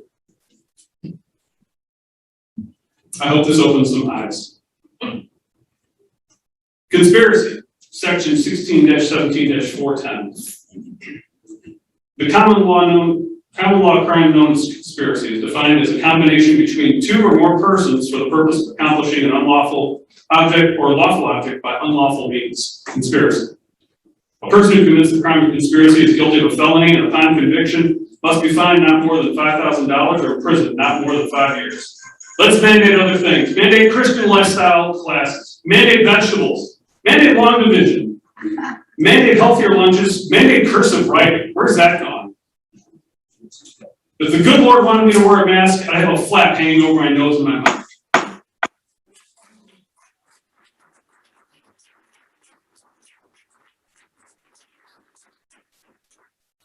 Maureen Lomuller, mask mandate and student letter. Mask mandates fly in the face of every American citizen's God-given right to personal liberty. It is not your job to upend the Constitution of this country and trample the students of this county's civil liberties. Quote a July 6, 2021 letter from the State Superintendent of Education, Molly Spearman, regarding the proviso on face coverings. No school district or any of its schools may use any funds appropriated or authorized pursuant to this act to require that its students and/or employees wear a face mask at any of its education facilities. The South Carolina Department of Education interprets the above language to mean that school districts are prohibited from requiring students and employees to wear a face mask while in any of its educational facilities for the 2021-2022 school year. Ladies and gentlemen, that's now. Now I'm going to read a statement from a student that couldn't be here because he's working. He's a wonderful young man. I know him very well. Hi, my name is Joey Zapp. I just turned 18 and I'm a senior at Beaufort High School. This is the first time that I've had a chance to express my feelings in a forum such as this. I want to let everyone know about this pandemic and how it impacted me and my life. I want to share some of my feelings of how I dealt with this throughout the last year and a half of high school. Wearing a mask from 8:45 to 3:45 at school should remain optional. Let me explain the everyday challenges I face as a student trying to learn with a mask on. My challenges include difficulty breathing, spending time trying to understand my teacher enunciate with her mask on, acne, headaches, feeling trapped and dizzy. These are just a few of my personal problems with masks at school. I know my classmates could name multiple more challenges. I was overjoyed coming into my senior year with the option to not wear a mask, so I could actually see people smile. It's disappointing to me that you intend to force this back onto me and my classmates now that we're getting back on track to normalcy in life. This is my last year in high school, and I would like to enjoy the memories to strive for a better learning experience without a muzzle on my face. Thank you.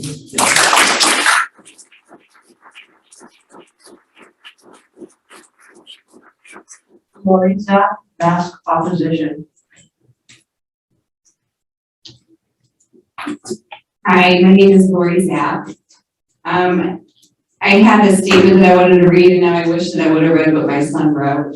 A lot of what I wanted to say tonight has already been said, but the reason that I wanted to address you goes back to the state's proviso, which is already the law. I am asking you, and it states, no school district. No school district. That includes Beaufort County.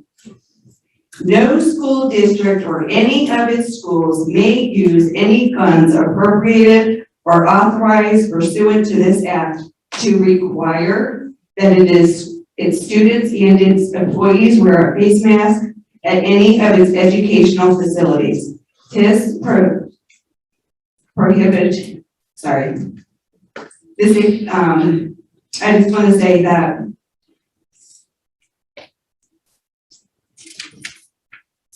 this is the law. This is the law, and the governor signed the law. I am asking you guys, are you teaching my children now that we are going to break the law? That's what I want to know. I've heard a couple people tonight already say that they will sue you. I believe that this morning you've already been served in an email. If you continue with this mask mandate on my children, I will see you in court.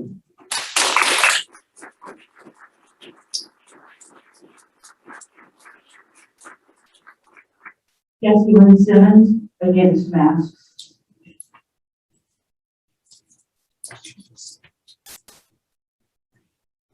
Hi, I have 2 kids in the Beaufort County School District. It's a sad and helpless time to be a parent when our ability to parent our own kids is being taken away by those who think they have that right. You simply do not have that right. If your mask works so well, then why do you care if my child's wearing one? If you have so much faith in that piece of fabric, then why are my unmasked children such a threat to yours? The comeback I always get that is my mask is to protect you. But we didn't ask for or need your protection. Another response I get is masks are only effective if everyone is wearing one. Do y'all not understand that kids will not keep masks on all day?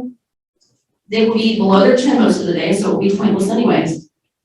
Why is it that when we go into a restaurant, we can remove the mask, but kids wouldn't be allowed to remove them when they're sitting at their desk? You're asking children to cover their mouths and noses for 7 hours a day. What happens at lunch? They lay their mask on germ-filled tables and then put them back on their faces? Let's say masks are mandated. The kids will not keep them over their faces and nose. They'll touch them with their germ-filled hands, take them off and put them on germ-filled tables. Doesn't that kind of defeat the purpose? We're not asking for masks to be banned. We're not asking your kid not to wear one. We're only asking for that same right. Stop trying to parent our kids. You can mess with us, but do not attempt to tell the mother she must do something to her child that she doesn't agree with and expect us not to put up a fight. All I hear is comply, listen to the experts, do what you're told, be the example to the kids. But in the next breath, you're asking to break the law. Send your kid to school in a mask. If you want, send him to 2. But don't tell us that we don't have that same right to choose. Thank you.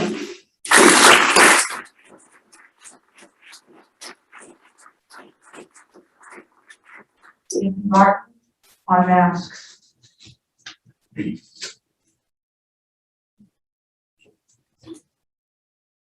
evening, board, and thank you for letting me speak.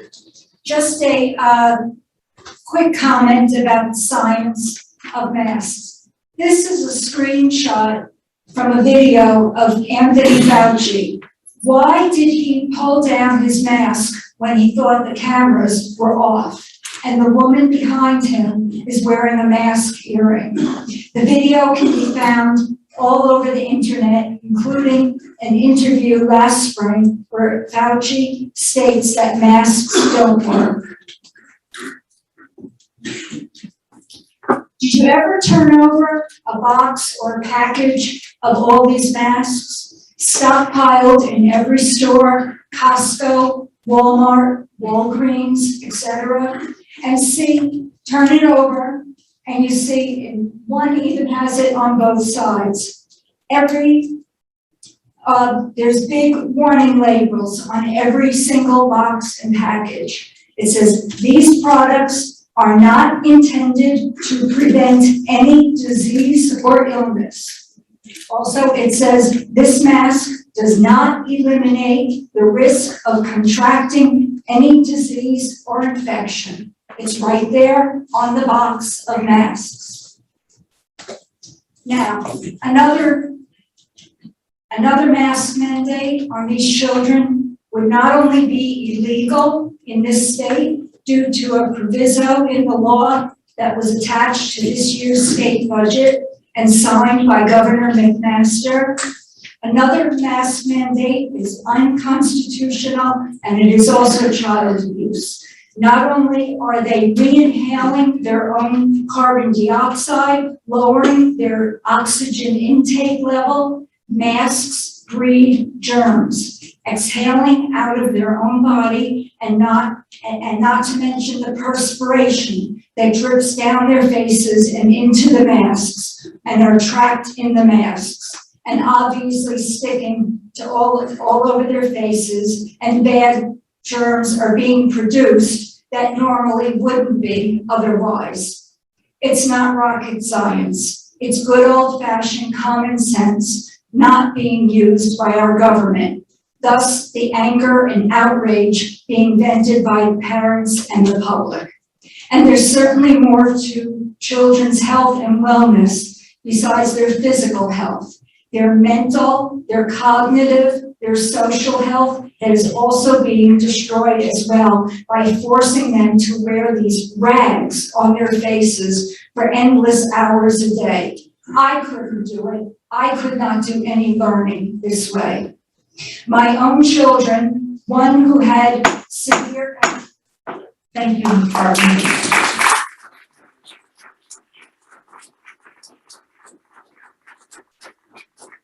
With the deputy speaking on masks.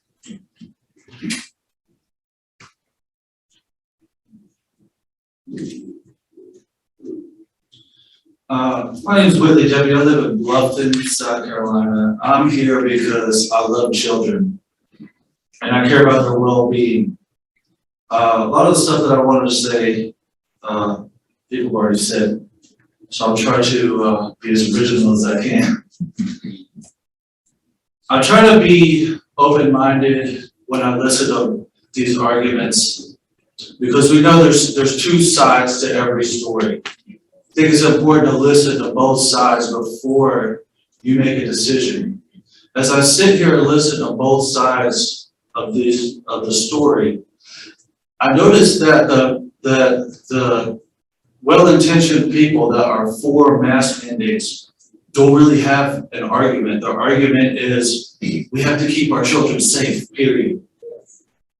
That's not an argument. And we all agree on that, but that's not an argument for masks. The people that are against the mask mandates, they have some really amazing arguments. They're bringing science, they're bringing studies, they're bringing logic and reasoning. For me, if I'm being, open-minded about it, it's a no-brainer for me. But what I haven't heard anybody mention yet about the dangers of wearing masks is that within seconds, mask wearing lowers your oxygen intake to dangerously low levels. The first thing that's affected when you're not getting enough oxygen is your brain. That's why people get drunk when they drink alcohol. It's because it reduces the oxygen that gets to their brain. Now, we wouldn't give children shots of tequila, so why are we making them wear masks? Why are we depriving them of oxygen that's supposed to get to the brain? Now, we've already proven that masks don't stop COVID because COVID is smaller than the holes in the mask. But you know what's bigger than the holes in the mask? You know what the mask will stop? Bacteria and mold. If you're wearing a mask, you're wearing a petri dish of bacteria on your face. Masks also become a moldy environment in less than 30 minutes after wearing it. So not only are you robbing the kids of oxygen to their brains, you're replacing it with mold and bacteria. It's disgusting. It's not good for kids. What do you think that does to their immune system? It destroys it. You think hurting their immune system is going to keep them from getting COVID? No, it's going to do the exact opposite. It's going to affect their minds. They're not going to be able to learn. Isn't that what you're here to do? Think about it.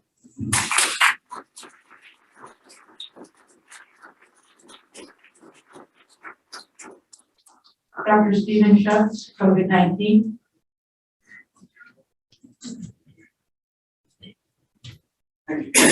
Dr. Stephen Schutz, I have a PhD in physics from the University of California at Berkeley.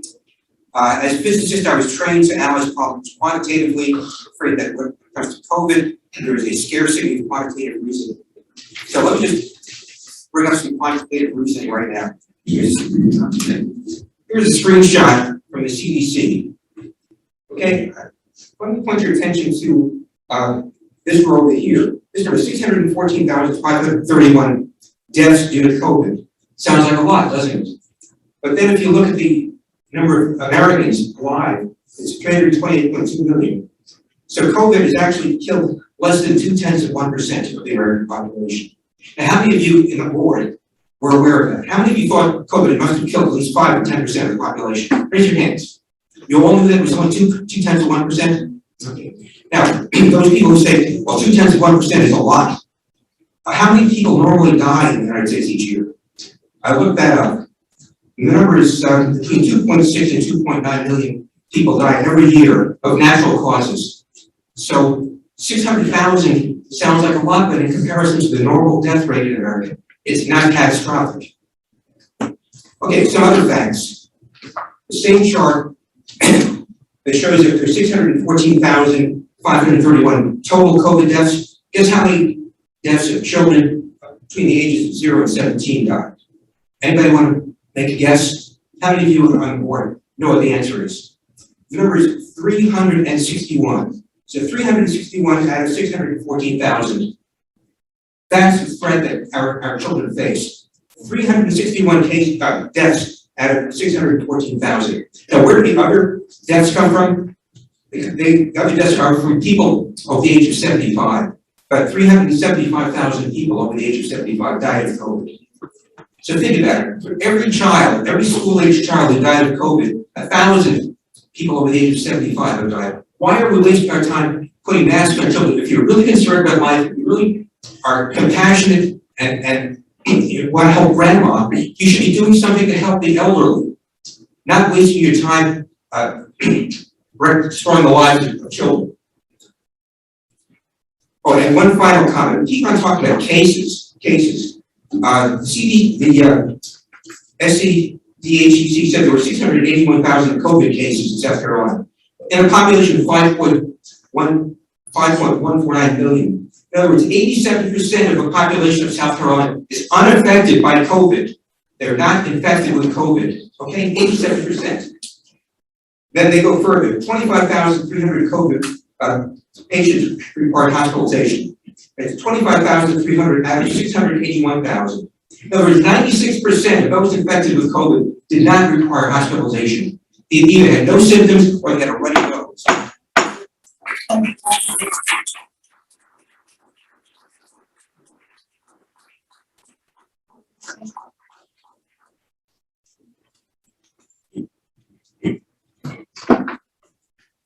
Good afternoon to the board. Good afternoon, Dr. Rodriguez. Today I stand before you. Today, I'm not going to argue with you guys today. I'm on your side today. Because everybody came up here today and nobody really talked with any kind of common sense. I don't have a PhD. I don't have a degree, but I do have common sense. And all this gray hair I have in my head come from people that I have affected. Now, everybody talk about suing the board. We all should be in this room tonight concerned about our safety of all children, all of our kids, every last one of our kids. My grandson is home. He hasn't been to school a week. And a child came to school with COVID. Now my grandson had his shot. Now he gotta still stay home for 14 days from school. And we gotta figure out how he's gonna go on Google School so he can catch up in his work. It's not fair to him. Now, I understand a lot of parents don't want their kids to wear masks to school. But think about it. The teachers who gotta go home, the staff, other staff that work there at the school, gotta go home to their families. Think about them. Everybody talking about suing the board. For what? That's my taxpayer dollar. You're talking about suing the board. And you can't speak for the whole community. Because the whole community is not here tonight. Only 61 of us in this building. And all of you cannot speak for the whole community that you're gonna sue the board for this if your child get this. If your child throw up in his bag, he should have 10 years old, he should have common sense to go to the bathroom. Tell somebody something. And none of you in here have the degree to decide that you don't know where COVID come from. I don't wanna be wearing no mask. This has changed all of our life. And I'm glad to see all of you on the board have your masks on, have common sense. I'm glad to see all the officers have their masks on, have common sense. Thank you.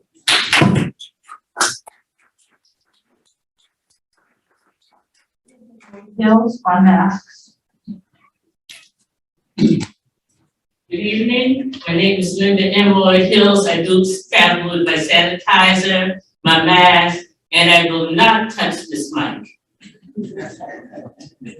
Good evening, Dr. Rodriguez and the Beaufort County School Board at large.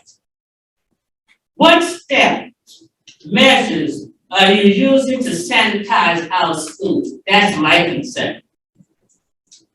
What company does the district use to clean our school And what is the name of the product you use to clean, to sanitize the school? We have children that are 11 years old and younger who haven't been vaccinated. For what reason? They're not old enough.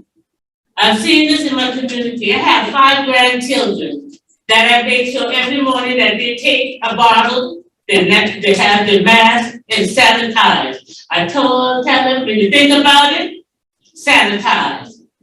My suggestion to the board, I need you to go back to the round table and put in effect that the mask will be mandatory in our school. Are you all asking your constituents, how do we feel about the mask? You know, we're the one you need to ask the questions.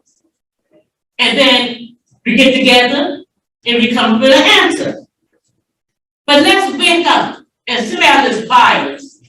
And I too am proud of you all wearing your mask because it protects. Even though my 5 grandchildren is home, none have the virus. Why? Because they were well protected. God bless you, and I will continue to pray for Beaufort County School. Thank you.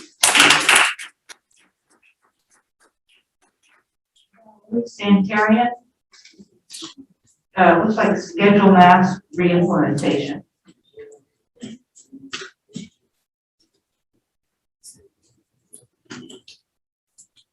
Last call, Valerie Sanitarian. All right, on to the next person, Robert Kelly. We advocate masks for all and both vaccinations.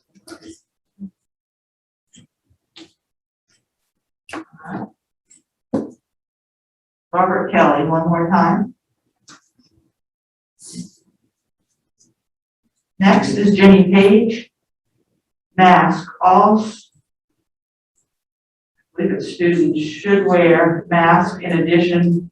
I'm not sure if it's all staff.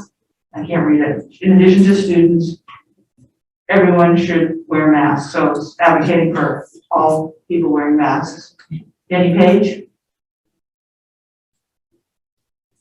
One last call for Jenny Page.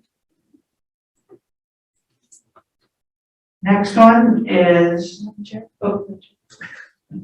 we were waiting for listening for 5 minutes. Not yet, okay. We dedicated to doing this, we gotta do it. All right, next is Janice Kelly. And its mask must be worn by all employees, students, visitors for safety of all, also be vaccinated. Janice Kelly. One last call for Janice Kelly. Sierra Grant. Putting mask mandates into effect for all school staff and children. Sierra Grant.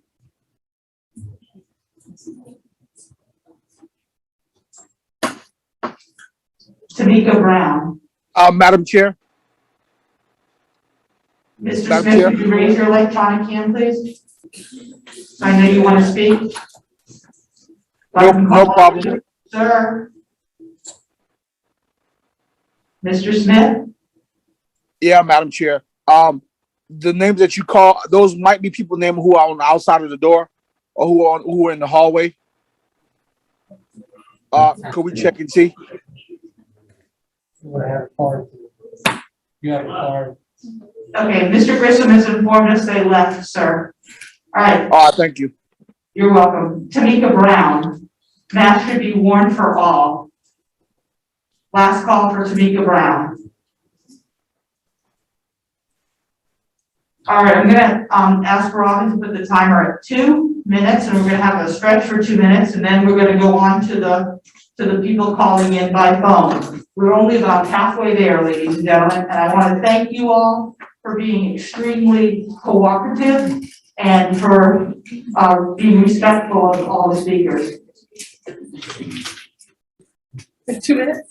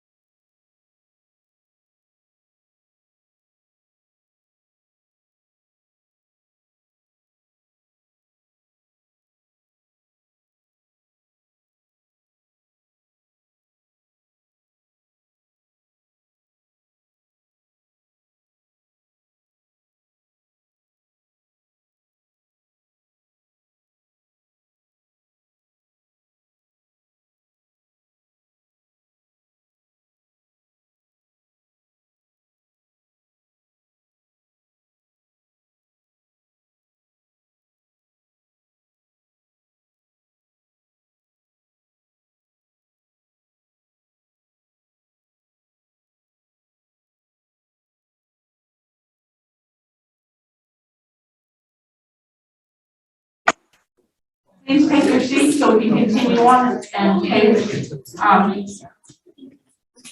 dignity and respect to those that are going to call in now and give their comments.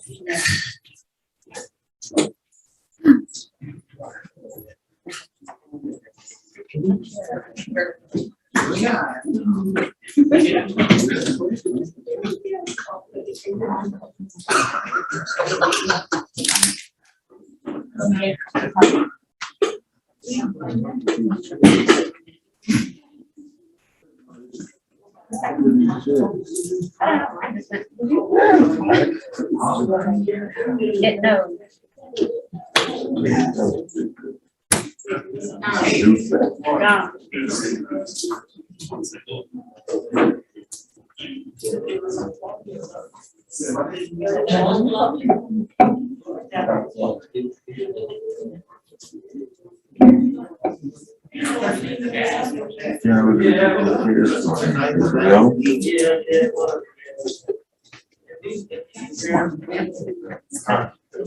Go ahead and start.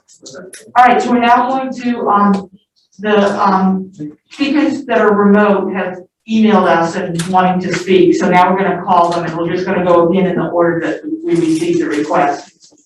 So, Robin, can you have them state their name and, just tell them they're limited to 3 minutes?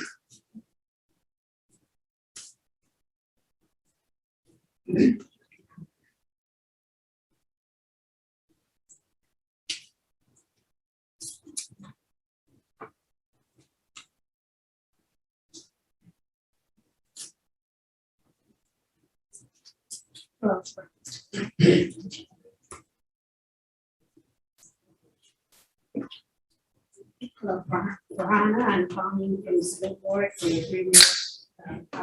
Your agreement.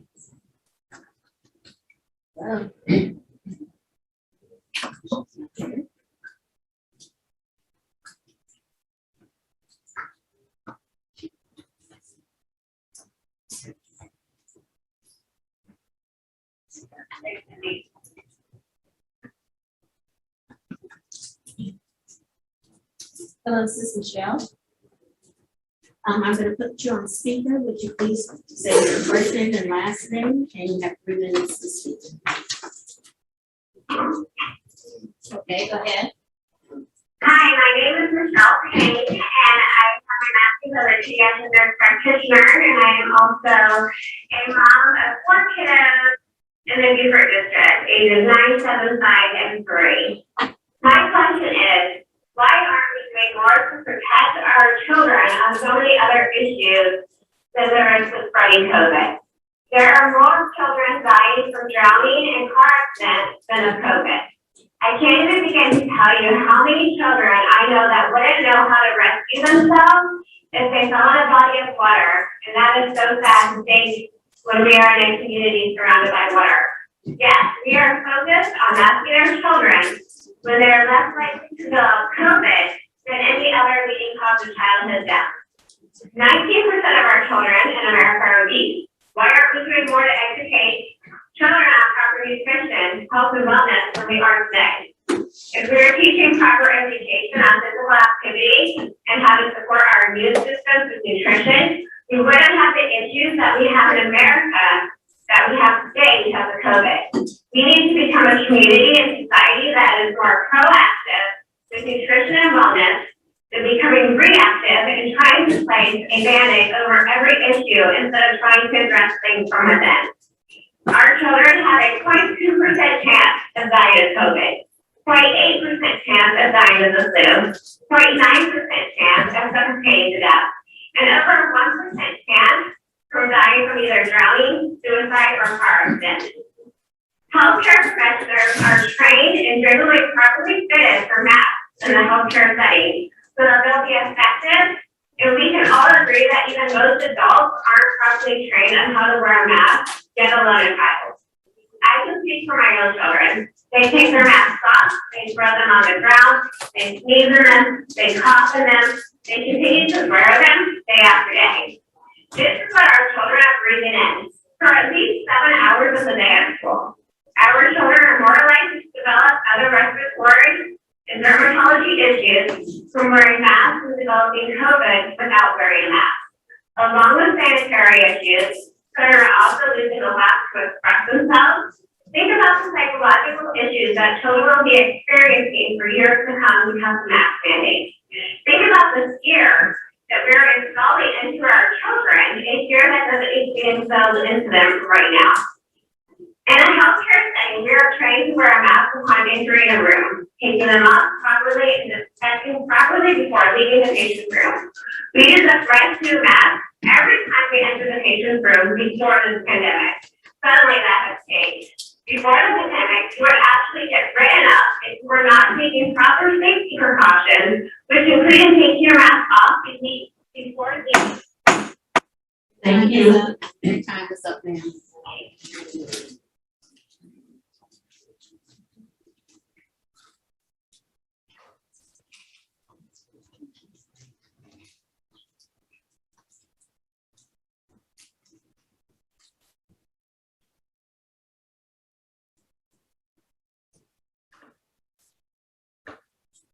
This is for Hannah. I'm gonna put you on speaker. Will you state your first and last name, please? And you have 3 minutes. Go ahead, please. My name is Hannah Baker. I am a mother of twin girls, age 10, who did full remote school last year. We sent them back to in-person school this year, and I can tell you that we are furious and afraid. I can also tell you that the only real difference between this year and last, the most effective tools for keeping our kids safe, universal masking and remote school, were taken off the table. Remote school is no ideal solution, don't get me wrong, but now we're stuck with full-on 20 to 30 kids in a room, wide open, mask optional schools with the Delta variant raging. And as a parent, all I wanted through this is for my kids to go back to the best learning environment we could offer, but not like this. Now I'm stuck wishing that the thing that barely worked last year was still an option, but looming is way worse. And a mandate that asks parents to make personal decisions to mask their kids is absolutely useless to curb the tide of infections and keep our schools open. We've done literally the opposite of what we intended. School is only just starting, and already kids are being quarantined in mind-boggling numbers. They're getting sick too, with hospitalizations for kids under 17 across the country, up 22% in the last month by the CDC count. And each new week sets pediatric hospitalization records for the entire pandemic. We have now set the conditions just right to find out how dangerous this virus is for children in the worst possible way in South Carolina. Masking. Science-proven solutions to reducing the spread of COVID-19 is at the center of this misguided fight. It's not the only solution, but it is a profoundly important pillar of pandemic control. You can't do randomized trials on everything. Parachutes have never been tested in a randomized trial control either. It doesn't mean we don't require them. And all of this assumes that the fight should only be over masks and not reinstating the ability to hold school online until every child can be vaccinated. Through this mess, we've managed our kids' lives as best we could, but we had options, masks and virtual schools to help us. Now we have nothing left to protect our children except to appeal to you and our legislators. Please consider all options in universal masking in schools, to allow virtual schools for those who are vulnerable, or those who choose it, to fight to repeal this budget proviso, to protect and safeguard the most vulnerable in our community, because we simply have no choice with the state of our ICUs and emergency rooms right now. The vaccines for younger children are likely less than 4 months away. There is a short-term solution right in front of us that gets us out of this mess and keeps kids safe and schools open. We need your courage. We need your leadership. We cannot wait for a lot of change. Do the right thing, even if it feels like the wrong thing. Amend the trust code. Reinstate virtual options for kids under 12. Buy us the time we need. It's 4 months. Use any means you can to act now. Thank you. Thank you.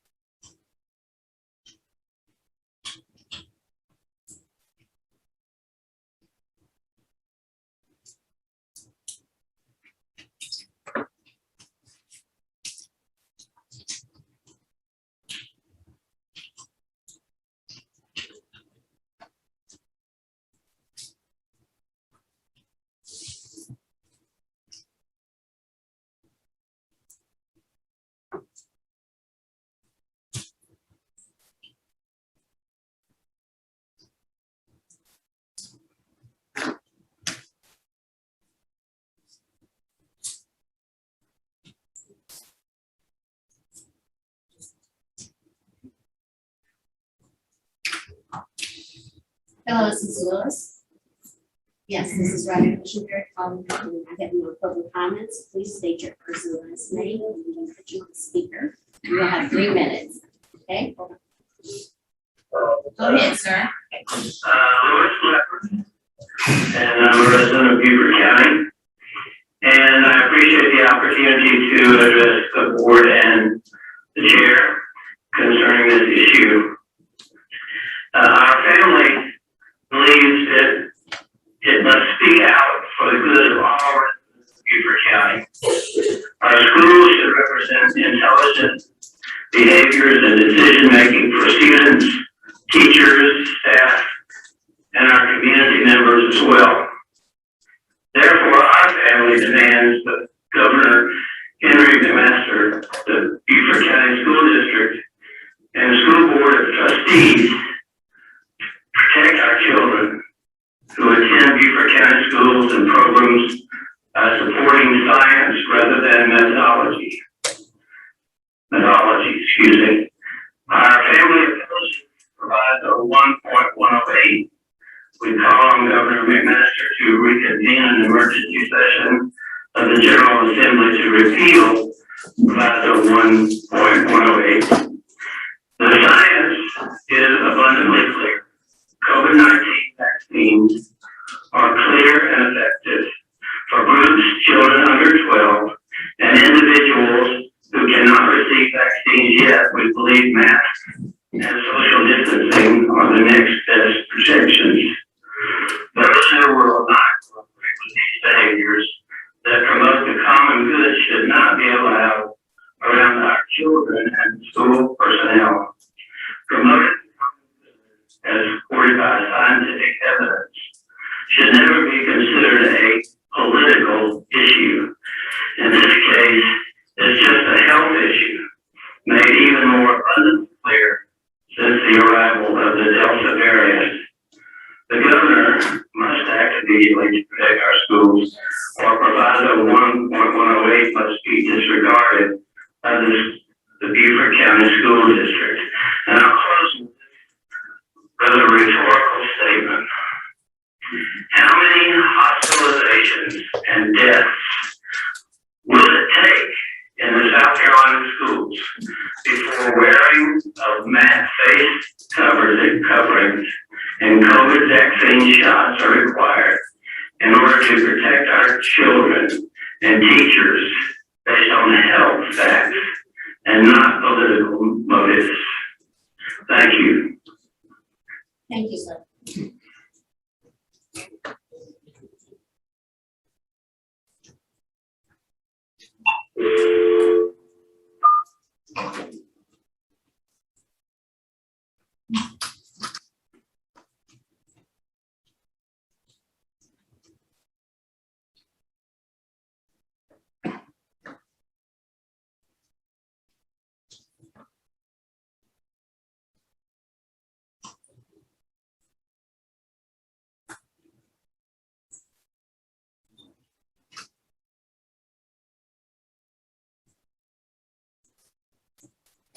Hello, this is Monica. I'm going to put you on speaker. If you will state your first and last name, you will have 3 minutes. Go ahead, please. Yeah, hi, I just want, I'm concerned about our children. The current law banning mask mandates in schools is unjust because it outlaws our ability to protect our children and it outlaws the ability of students to protect themselves. They're being forced to sit next to other students without masks. There's no vaccine for children under 12, so they are vulnerable. You've also taken away virtual options for that age group. I cannot choose to keep my child safe at home because I will be charged with truancy. You have taken away every viable option to protect our children. Children in masks are not protected from children without masks. Former FDA Director Dr. Scott Gottlieb recently warned us that simple cloth masks only provide 20% protection to a child if they are exposed to an infected person without a mask. What does protect them is stopping the virus at its source by putting a mask on the infected person. That's why we need universal masking. The viral load is 1,000 times greater with the Delta variant. It accumulates in an enclosed classroom, and over the course of the day, the chance of infection increases significantly, even for students on the other side. Our children cannot just get up and leave the room to protect themselves. They are forced to sit there all day, 5 days a week, breathing it in. They are sitting ducks in a petri dish. And you are currently giving unmasked individuals the ability to infect students against their will. The mask mandate ban endangers students and jeopardizes their right to a free, appropriate public education, a standard known as safe under Section 504 of the Rehabilitation Act of 1973. There are more cases in some South Carolina schools now than they had the entire school year when masks were mandated. Kershaw County opened just 10 days before us, and they now have 12,000 students quarantined. Their families are also quarantined until they get vacated. This is happening at an exponential rate. You and politicians are currently playing Russian roulette with our children. Children are being hospitalized at a higher rate than ever before. Beaufort County hospital beds are fully occupied. This impacts everyone who needs hospitalization. The longer you delay, the more our students and entire communities will suffer. You have ignored the safety guidelines by the American Academy of Pediatrics and the CDC. You have taken away our rights to protect our children and students' rights to protect themselves. It's time for you to put public safety ahead of politics and implement universal masking. Your time is up. Your time is up. Your time is up, ma'am. Thank you. Thank you.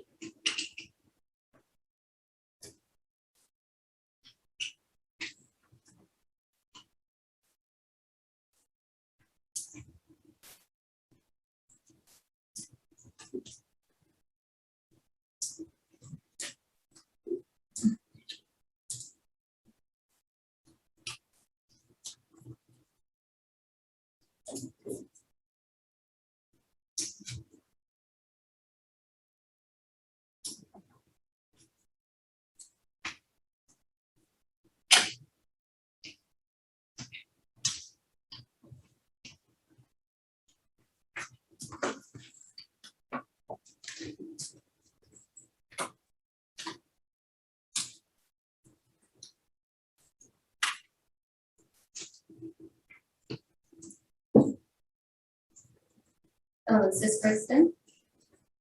This is Robin from the school board. I have you on public comments. I'm going to put you on speaker. You can state your first and last name, and you have 3 minutes. You're on speaker. Go ahead. Hi, I'm Kristen Daly. I'm a new parent to the district, and I'm firmly against implementing a mask mandate. I have an MBA, and I'm very adept at understanding data. I have looked at much of it around this issue. We've moved to the area hoping that our kids can go to school as normal, smiling, happy children, because last year, due to masks, I had to pull my children from school and withdraw them and homeschool them. I also had to put my own career on hold to to do this, which is a financial hardship on my family. I have 3 children and all of them are young. My husband and I have already had COVID and it was extremely mild and our children didn't even have a sniffle. Nothing, not even a runny nose. My question about all of this is when, where does it end? This isn't going away anytime soon. It is going to be around forever. Are we going to wear a mask for the rest of our lives every time there's a COVID case? Has anyone thought about this aspect, I wonder? When do our kids get their childhoods back? Because my childhood was nothing like this, and my heart aches for these babies. I'm from the Northeast. Many of my friends' children in the Northeast are now crying and depressed because they don't want to go back to school at all, because they don't want to put the mask back on. They say they can't breathe or through their teacher. They say they feel sad. They say it makes them tired. They don't understand how in the summer they were able to play in the same schools in their recreation summer camp with no masks on and eat lunch while hugging their friends. And come September, they have to walk in the building again, 6 feet apart with masks on. Many of my best friends' children told me that their children developed severe anxiety in school last year, and now many of them are going to counseling for it. This is causing many of our young children to have harm that many of you do not see, just because it is not measured in a case with a statistic from the health department. There are plenty of other harms that are outside of COVID that are a result of these policies, and we need to take those just as seriously because honestly, there are probably more of them if you were to statistically calculate them as compared to actual harm in children from COVID. Are you going to be responsible if my children start having these issues? Can I then sue you or the school department for this? Who is less responsible if that happens? South Carolina's law says that parents can choose. That means parents, not Board of Education, can choose if their children wear masks or not. I just wanted to be able to make the choice for myself as I know what is best for my kids. I'm sorry that you don't know my children and I do. I know what is best for them. We can talk all day about the science, go back and forth, because there is plenty of it out there. But most importantly is the parental right. Putting something over a child's airway is a big deal, a big deal. That is their breath, that is their voice, that is their facial expression, their smile. And in many systems of belief, it is their true life work. Don't crush their life work. Leave them be as God intended them to be. Please let parents decide what is best for their children. Trust these parents. I can't emphasize this enough. When there is risk, there must be choice. Let me say that one more time. When there is risk, there must be choice. Do not violate state law. Support the law as you are elected to do. The parents in this county will not stand for this. We can't afford a long drawn-out court battle paid for by taxpayer money that ultimately sides with the governor, as has happened in Texas already. Your time is up now. Okay, thank you. Thank you.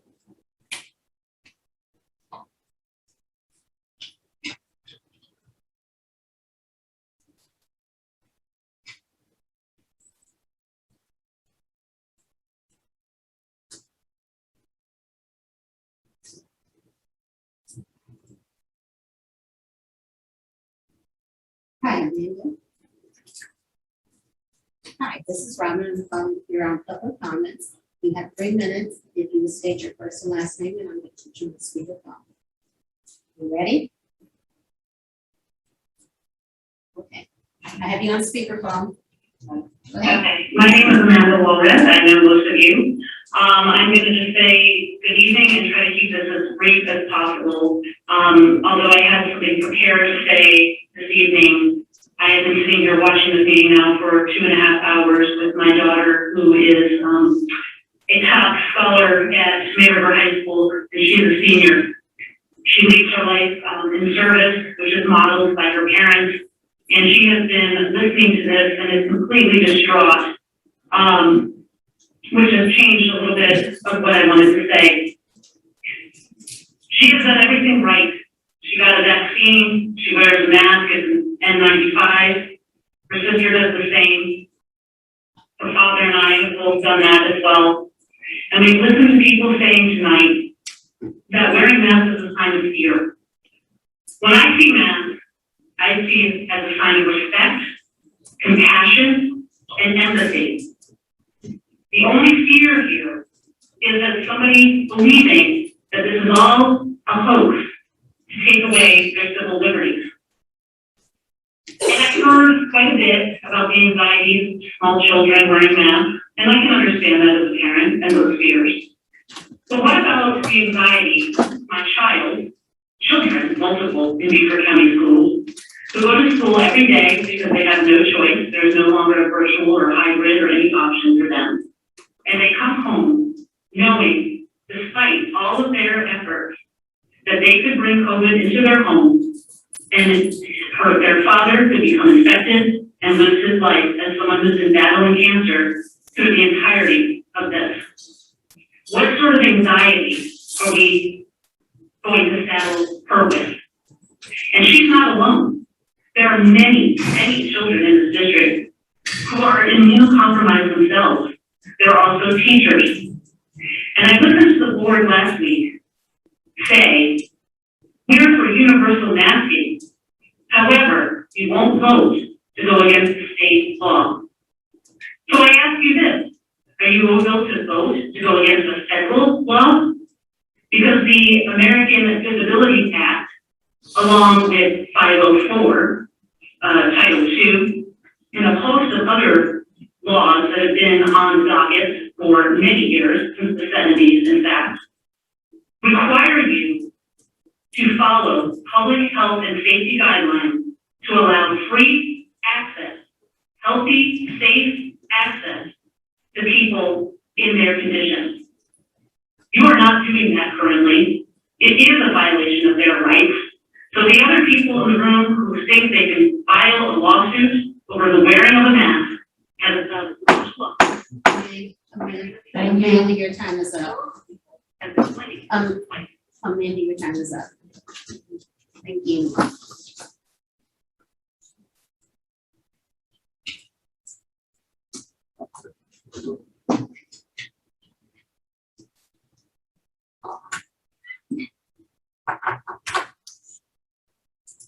Hello, Sister Janine. This is Robin calling from the school board. You're on public comments. We'll have 3 minutes. If you give your first and last name, I'm going to put you on speakerphone now. Go ahead, please. There. Good evening. My name is Janine Adler. I'm a resident of Bluffton, an attorney, a small business owner, and most importantly, parent of 2 elementary school children in the Beaufort County School District. I recognize and thank the board for taking the time to listen to all of our community's comments. And while tonight there's been a lot of hyperbolic commentary, I hope that common sense will prevail. If COVID has taught us anything, it is the need for flexibility, the need to reevaluate our actions and strategies as information, data, and situations change. I support mandatory masks when necessary. We masked throughout the year as required last year. It was appropriate and helped keep everyone safe. And at the end of 2021 school year, our children discontinued wearing masks in school for the last several weeks. The transmission rates were down, and the COVID strain prevalent at that time appeared to not affect children as severely. We flexed based on current conditions. On July 1st, our legislature passed the state budget, including the prohibition on mask mandates in K through 12. Critically, though, in July, Beaufort County's positivity rate was 2.3%, an almost all-time low since the pandemic began. Again, 2.3%. To mask or not to mask in schools at that time is simply different calculus. We must be willing to flex and change as our situation changes. As of August 18th, DHEC reports a 19.9 positivity rate in our community. This dramatic increase cannot be ignored. It is time to reevaluate and simply flex again. The jury is still out as to the legality of the budget proviso, but there remains no question of the efficacy of masks in schools. To ignore the overwhelming guidance of the CDC, American Academy of Pediatrics, and South Carolina DHEC is put our children at greater risk. Masks should be required until community spread is reduced, and parents are given the opportunity to vaccinate their younger children. I would like to remind you, each of your elected positions and the stated mission and vision of Beaufort County Board of Education. It is to provide a learning environment that is safe, nurturing, and engaging. We all agree our children need to be in school. We all agree they need to be in a safe and nurturing environment. Masks are a critical mitigating factor in that endeavor. Do not be alarmed by the hyperbolic comments in our community. I'm sure your attorneys have told you what exposure you may or may not have as being the children's best welfare at heart. Please do your job, protect our children, and support mandatory masks in our schools. Thank you so much for your time this evening. Thank you.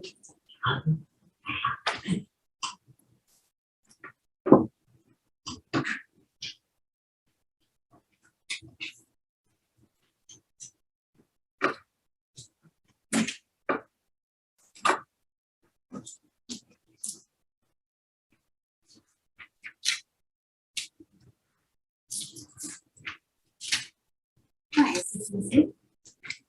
This is Robin calling from the school board. I have no public comments. I'm going to put you on speakerphone. If you will give your first and last name, you have 3 minutes. Go ahead, please. Hello, my name is Missy Lewis. I'm a mother of 2 children who attend Hilton Head Island Elementary School. And first of all, I'd like to say thank you to the school board and superintendent for your service to the school community. Being in public service during these times is incredibly difficult, and I truly value your attention to the safety and education of our children. Why am I here? I support a mask mandate. I like to make science data-driven decisions, and you've heard the numbers in Beaufort County. We have the highest incident rate since the pandemic began, and currently, within the last 2 weeks, 27.1% of cases were in the 20 and under age group. That's school-age children. You've heard expert recommendations from health and medical organizations such as the CDC, DHEC, and the American Academy of Pediatrics that recommend universal masking in schools. Please take their advice.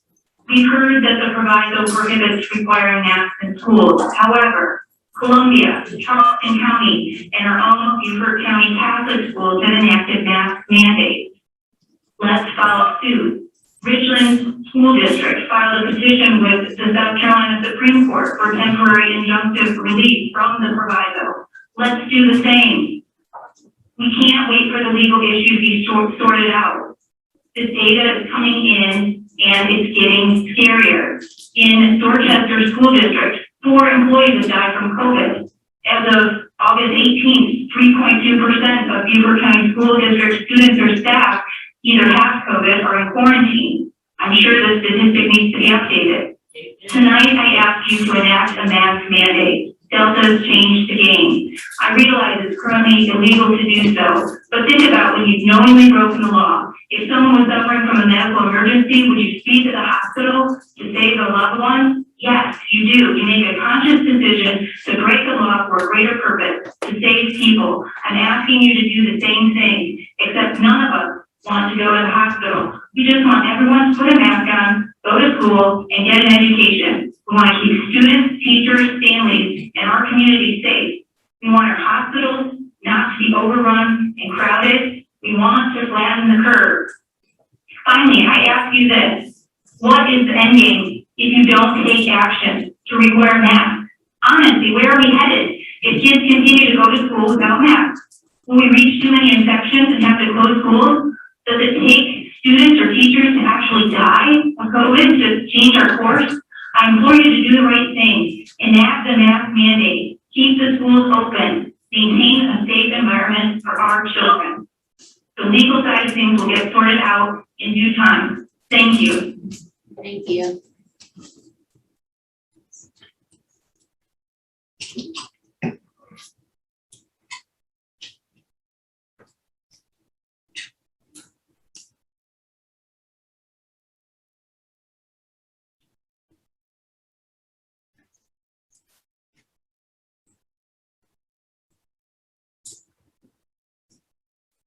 Hey Jody, this is Robin. I'm calling from the school board. You're on public comments. I'm going to put you on speakerphone. If you can give your first and last name, you have 3 minutes.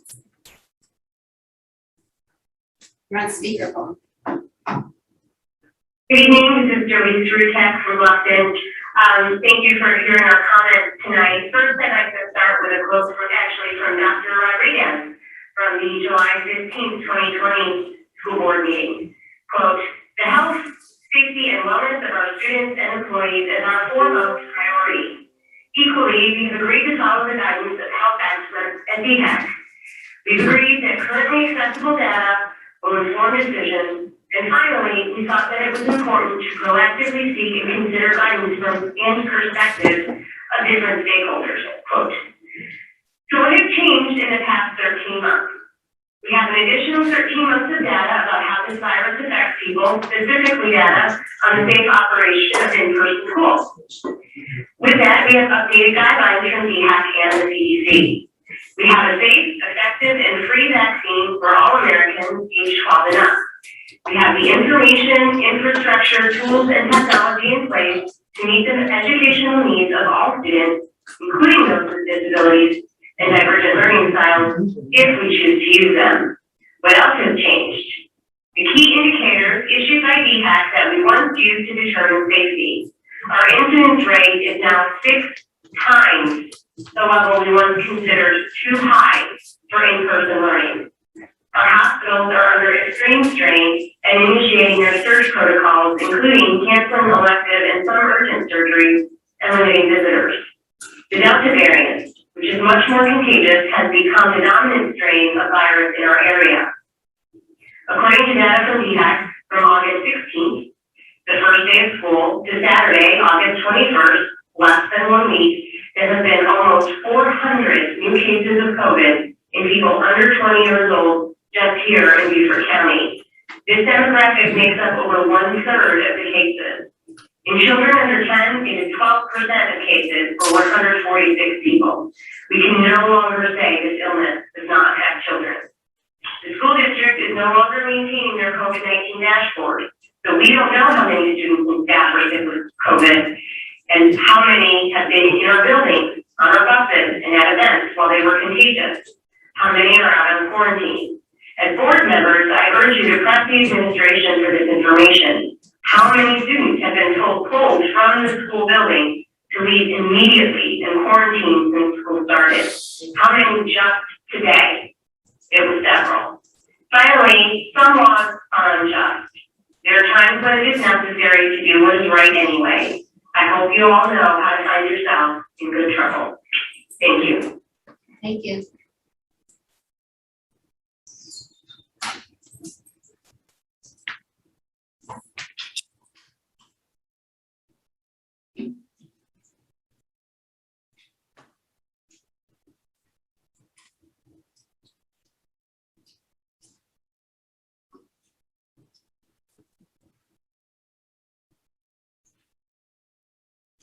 This is Susan. Hi, Susan. This is Robin from the school board. I have you on public comments. I'm ready to put you on speaker phone. If you can give your first and last name, you have 3 minutes. Go ahead, please. Hi, my name is Susan Giarusso, and I want to thank the school board for providing Beaufort County residents the opportunity to share their thoughts on a very important subject. My husband and I retired to Hilton Head from New York City last year and are very happy to be living here in the Low Country. And even though we have no children or grandchildren, we are very interested in the board's decision, since, as they say, children are the future. I fully acknowledge the deadly harm resulting from the pandemic, but also think that it is important to acknowledge the negative impacts of government actions to address COVID, including the disruption in education. After more than a year of remote, hybrid, and in-person learning with various measures designed to prevent the spread, I think that the focus should be on getting things back to normal as soon as possible, especially since the mortality rate is exceedingly low for children. This includes not mandating masks in schools and letting parents make the responsible choice for their children as they go them back. There's ample information and data points available for parents to study, much of which questions the efficacy of masks commonly used and the adverse impacts of prolonged face coverage. I would also highlight the fact that several Western European and Scandinavian countries are not mandating masks for children. These are the same countries that were previously identified as following best practices by our government. Parents who want their child to wear masks can have them do so, and parents who choose not to mask their child because of the negative impacts, health and or emotional, should also be free to send their child to school mask-free. Life involves risk, and you cannot mandate it to zero, even when children are involved. It is the board's responsibility to create an environment that facilitates the effective teaching of our county's children. This includes considering all elements of a child's education and development. Letting parents make the choice whether or not to mask their child is the most effective way to meet this responsibility. Thank you. Thank you.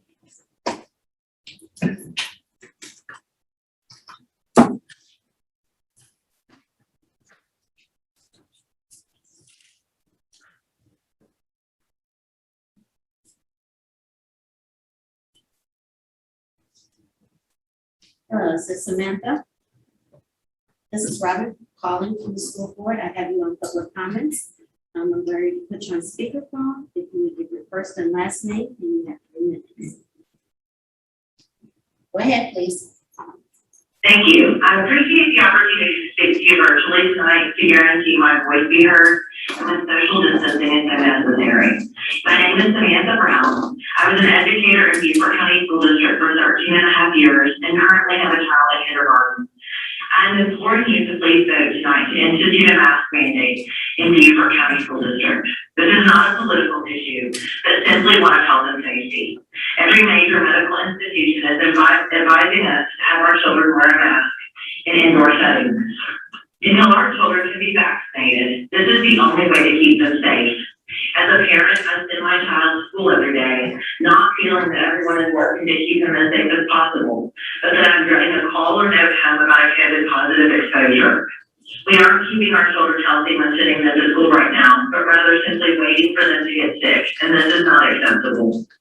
An important example of the impact the lack of mask mandate has on education and safety occurred today. As I mentioned, my child is a kindergartner in Beaufort County School District. This morning, one of his classmates was sent home from school. His classmate's mother called me, obviously worried, as her son had been exposed to COVID as a close personal contact within his classroom. He had worn a mask since day one of school. Hopefully, his mask will help keep him from catching COVID. Though his mother has no idea if the COVID positive contact was masked or not. Unfortunately, the mask did not protect this child or close contact's instructional time due to the lack of a mask mandate. Our current CDC quarantine guidelines for K-12 classrooms, if all parties in the classroom are masked, the COVID positive student, as well as the close contacts, then no quarantine period is required. With the lack of a mask mandate, this kindergartner, this 5-year-old, along with multiple others from this classroom, will lose 10 instructional days in quarantine, all because the other student wasn't masked. Many argue that they should have a choice to mask their child, but without a mask mandate, my child and many other children will miss multiple days of instruction because of quarantine. What about my child's rights and education? Your duty is to protect our children's safety and facilitate and promote the best educational environment. It is time for you to do that. In fact, it's past time. Please stand up for the health and safety of our students. For those of you concerned with the legal ramifications of the budget for Vizio, this is not a law. It is a threat to withhold funding. My child's health and safety is worth more than dollar signs. Furthermore, precedent has been made. The colleges of South Carolina have devised for Vizio, and the Supreme Court of South Carolina decided it was unlawful. Many large school districts in the state have issued mask mandates, and one has brought it to the state Supreme Court. It is not time to counsel. Thank you.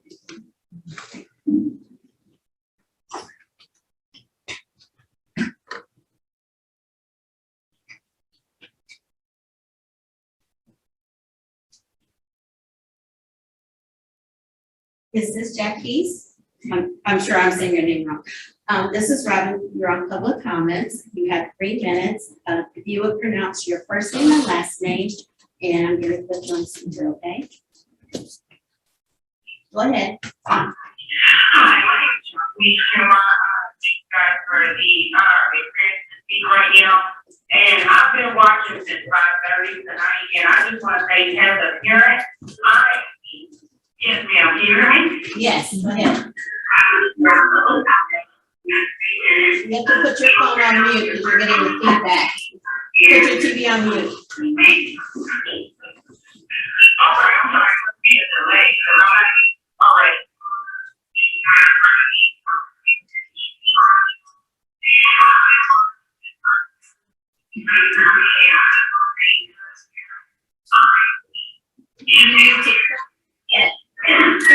Can you stop for a minute? And ma'am, can you stop? You have to mute whatever other microphone is on in the room you're in. Yes, you do. All right, cool. All right. Again, thank you for the ability to speak right now, and I just want to say, as a parent, I hear everybody what they concerned about the choice.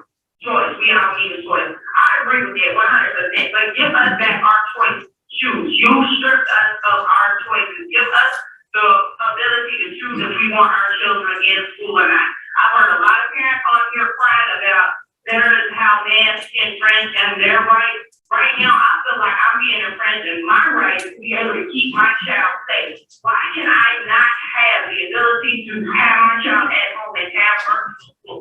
Can we please bring back virtual school if the math is such a big problem?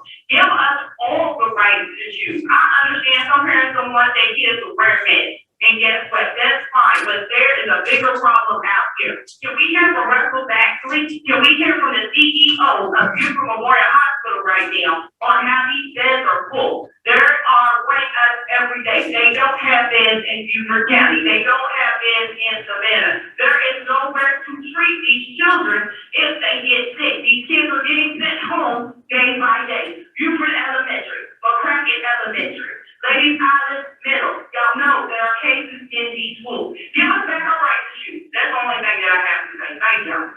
Thank you.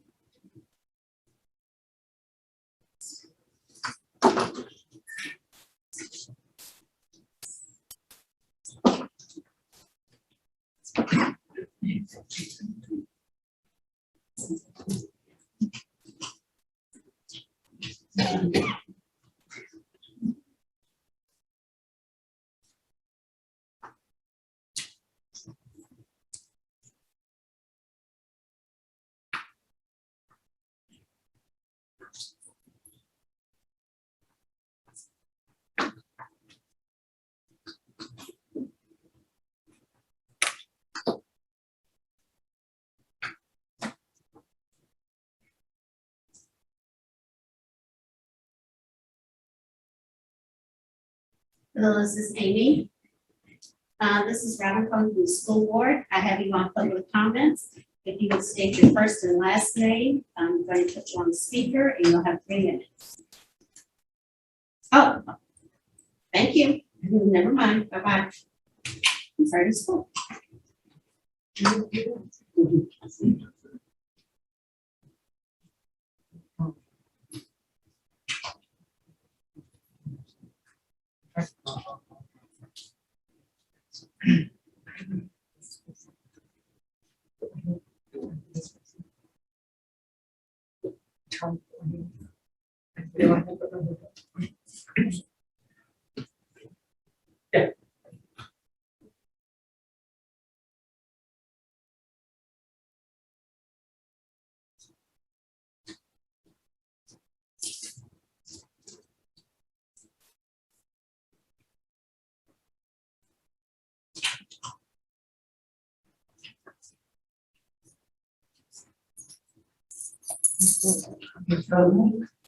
I'd like to make a motion that we postpone the rest of these comments till after executive session, because it's 8:30.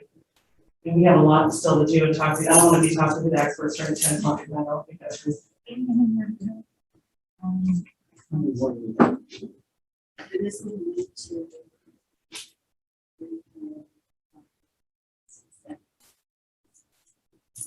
Yeah.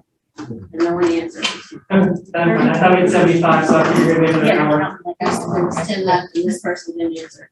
Another 30 minutes. Want me to keep going? Yeah. Okay. By 9 o'clock.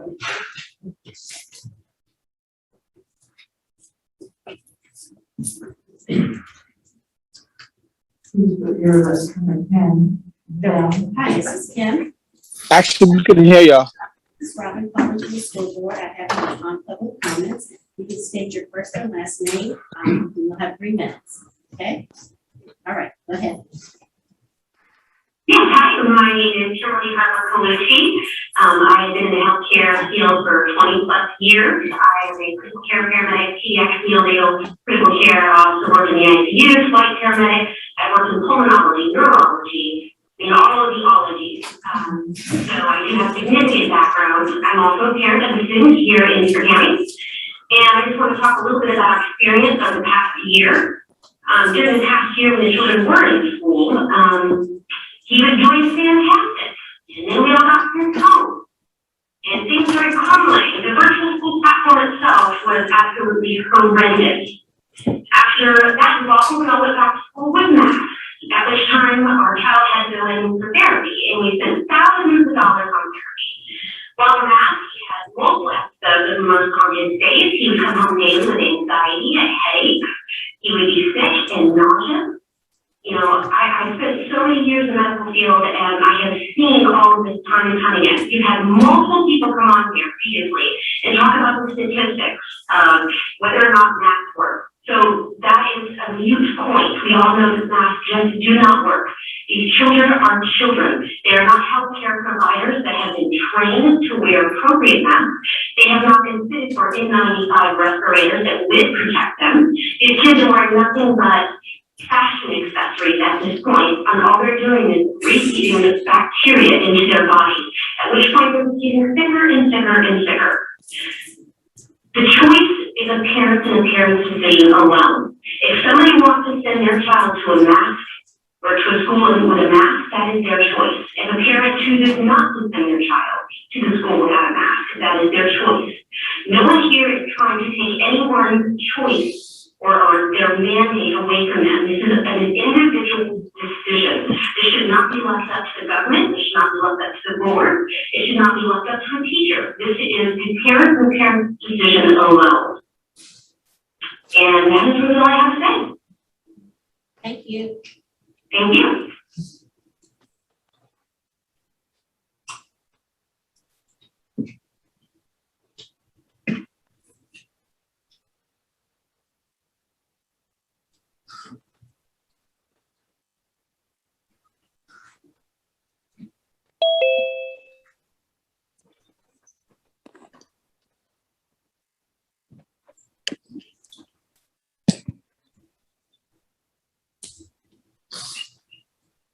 Hello, Assistant President.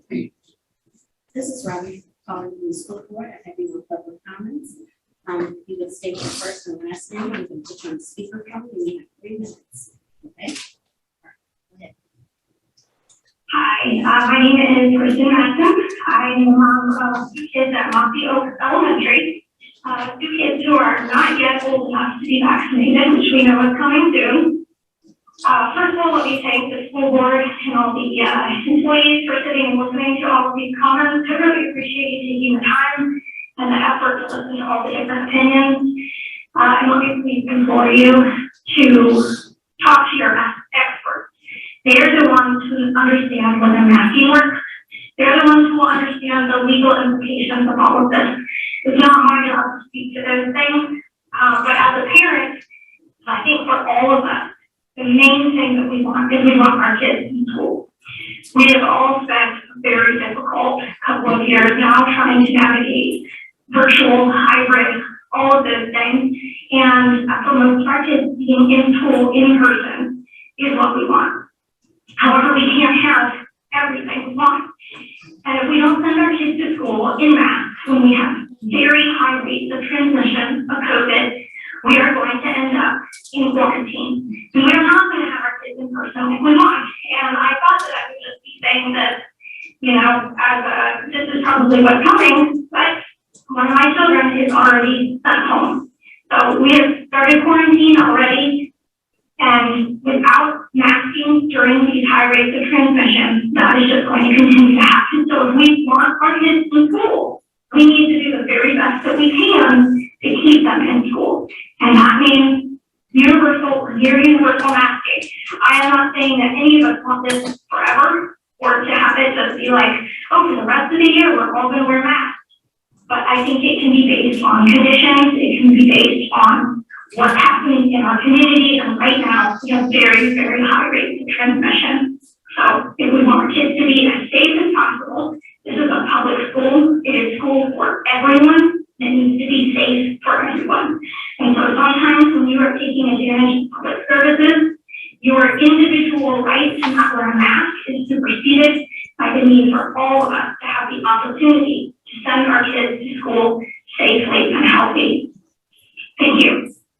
Thank you.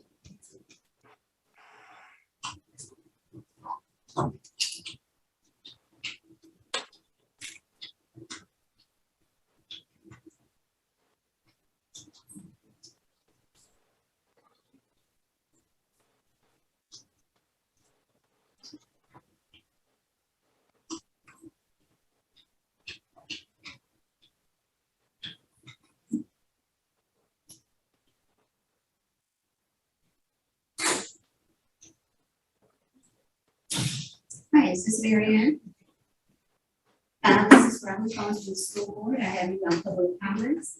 If you just state your first and last name, I'm going to put you on speakerphone and you'll have 3 minutes, okay? Go ahead. Hi, my name is Mary Ann Marcus Walker. I am a parent of a 7-year-old here in Beaufort County.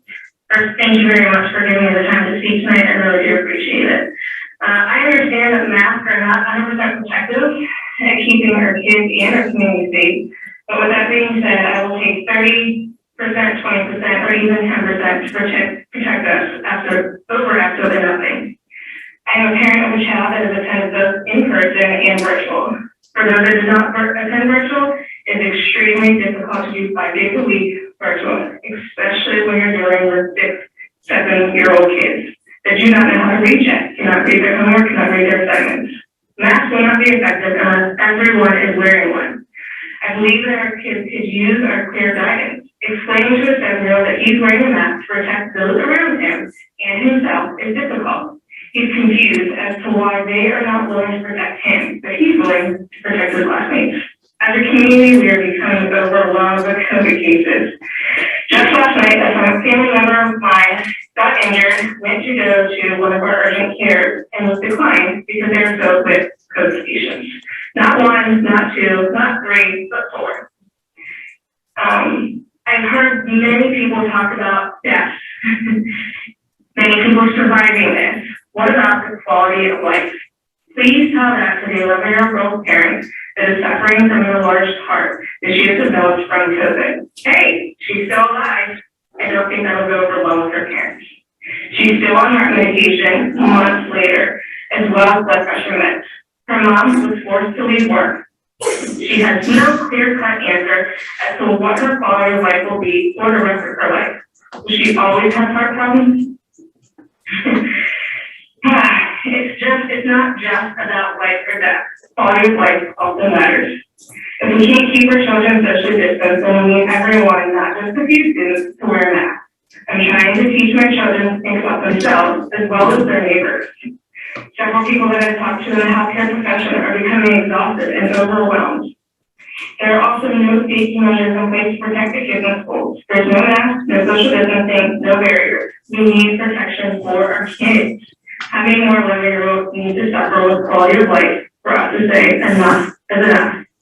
Why is my child protecting others, but no one is helping to protect him? We talked about emotional distress, PTSD. What will that look like when the student is trying to do everything that they can to protect themselves from not bringing this home, this virus home to their parents or grandparents, and all of a sudden they make one of them sick? I understand that, like most of us, masks are uncomfortable. We don't want to wear them for the rest of our lives. But while our rate of infection is at worst. Thank you. Your time is up. Thank you.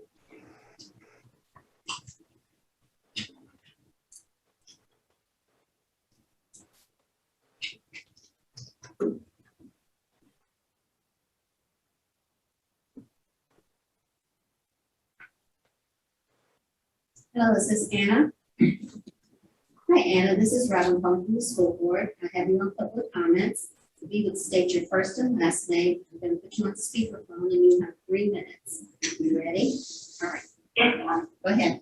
Thank you. Hi, my name is Anna Pepper Hewitt from Bluffton. I have 4 children, 3 of which are in public elementary school. Next year, all 4 will be. Thank you, Chairman Wad and board, for this opportunity to speak. Last year, we took our children out of the school system and chose to homeschool them.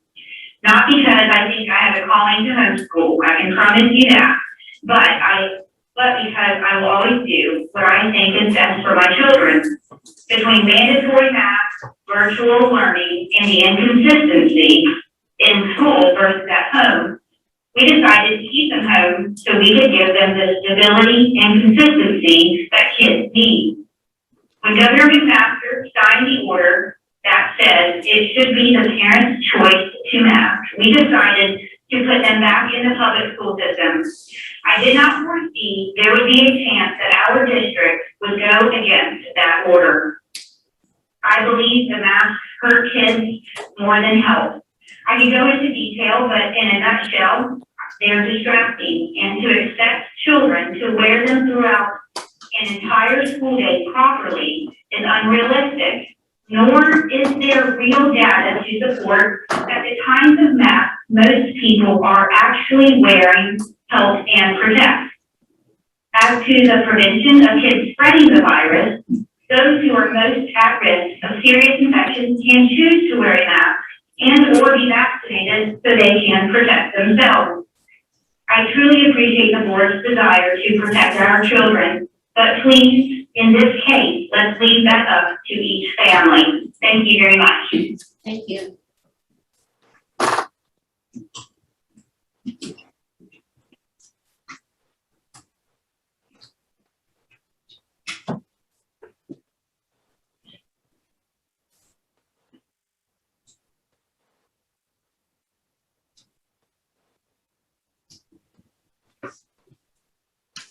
Hello, this is George.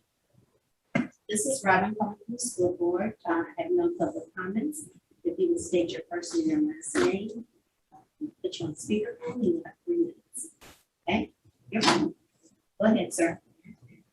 Good evening, thank you for your time. My name is George Bakey, and I'm a school counselor in the district. In education and healthcare, decisions are driven by data. Why should this be any different? Teachers, students, and admin are driven by data on a daily basis. We should stay consistent. According to the CDC, 335 kids have died due to COVID in the last 18 months. According to Dr. Marty McCarty, of those 335 kids, 0 were healthy. Those who died, unfortunately, were immune compromised. In that same 18-month period, according to the CDC, 49,725 kids died of all other causes.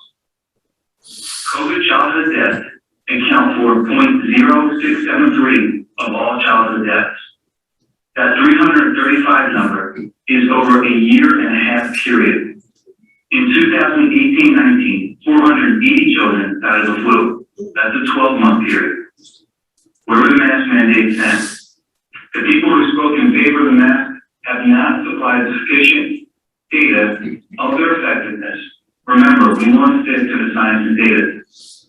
So as we can see, based on the data, flu is a bigger threat than COVID, and yet masks were never discussed. That tells me this is not about the safety or data. According to the American Academy of Pediatrics, 43 states reported a 0.00 to 0.25% mortality rate for children with COVID. 7 states reported 0 deaths. Also, according to the AAP, 0.00 to 0.03% of all childhood COVID cases resulted in death. A direct quote from the AAP, hospitalizations and deaths are uncommon in children. Our kids are safe. We have an unreal nursing staff, admin, and responsible teachers. Cases are not resulting in death, hospitalizations, and oftentimes not even resulting in symptoms. The common sense approach would be to keep things how they are now, where everyone has a choice. Therefore, we are not violating people's personal and parental rights or the law. We're putting the district and district leaders in a precarious position. Making a decision not to mandate masks will be based on the data, science, and common sense, rather than fear. The data comes directly from the CDC and AAP. If we just look at last school year with masks, kids were still quarantined and testing positive. Why would this year be any different? My ask to the board is, if we are looking at the science and data, and that's what we're asking our teachers, admin, and our hospital staff to do, let's stick to the science and data. It doesn't support the mask, at least not from what I hear tonight. if you look at math in general, and the people who spoke tonight, there was not sufficient data that says, yes, these things are effective. So again, I ask you to hold yourself to the same standards you ask every teacher and admin in the district to do. Please, Your time is up, sir. thank you.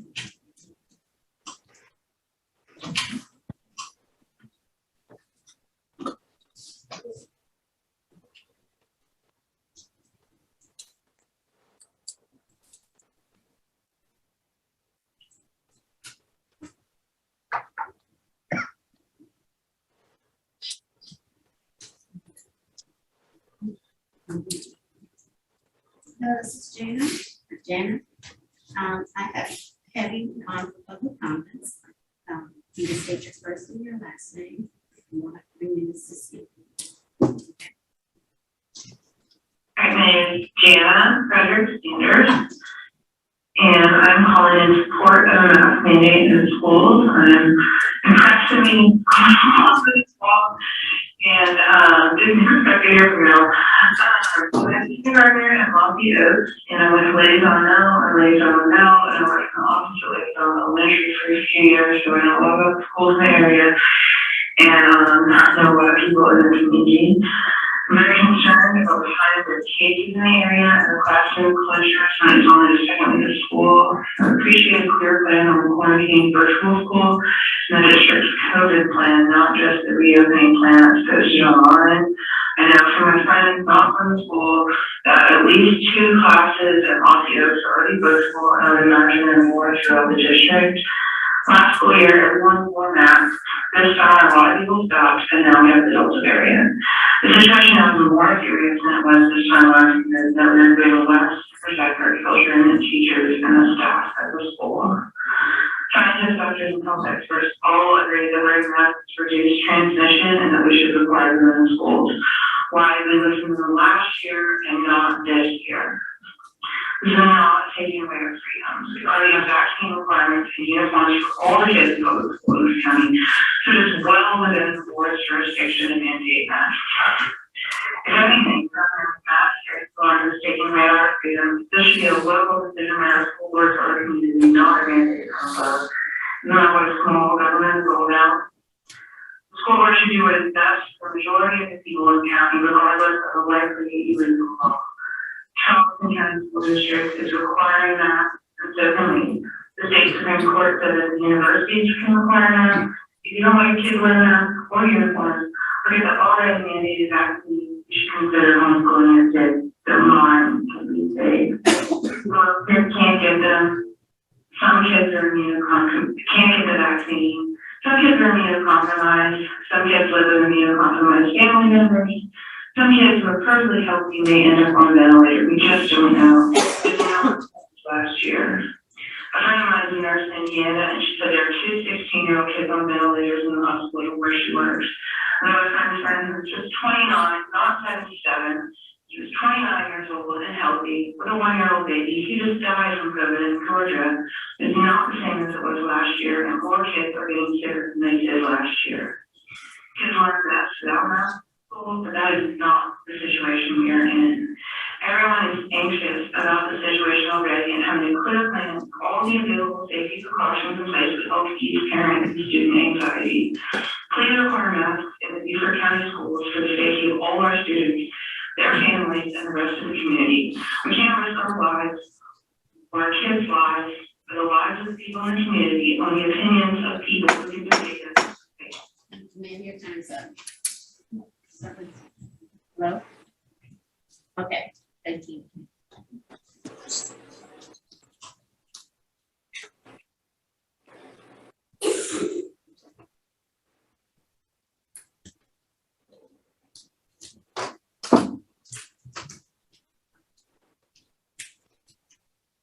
Hello, this is Stanford.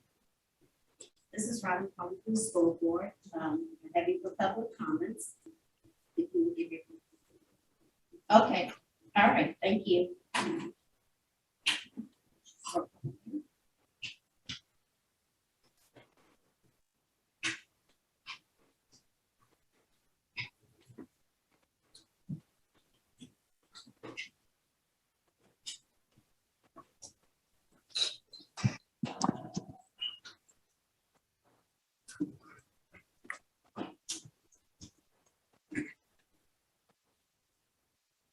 Okay, and this is Robin calling from the school board. I have you down for public comments. If you give your first name and last name, you'll be on the speakerphone, you got 3 minutes. Go ahead. Hello, this is Pamela Rodak. I appreciate the opportunity here to work my position on the mask issue, and I'd like to thank all of those that have spoken before me in opposition of the mask mandates and government overreach. As a parent of 3 teens in high school, I have a very big issue with this board trying to make these health and medical choices for my kids. We just moved here from California, which has the strictest lockdown, mask, and vaccine mandates. With all the government rules, my children still contracted COVID-19 and survived it just like the 99.995% of kids that have gotten this virus. There are no studies that have proven the effectiveness of wearing the mask. They do not work, and I do believe they are more of a detriment to our kids. This mask issue has already been declared parental choice by Governor McMaster's executive order. It empowers us as parents to decide. We do not have the right as a school board to mandate mask wearing by our children. We do not get to decide what's best for their health. We do. Thank you for your time.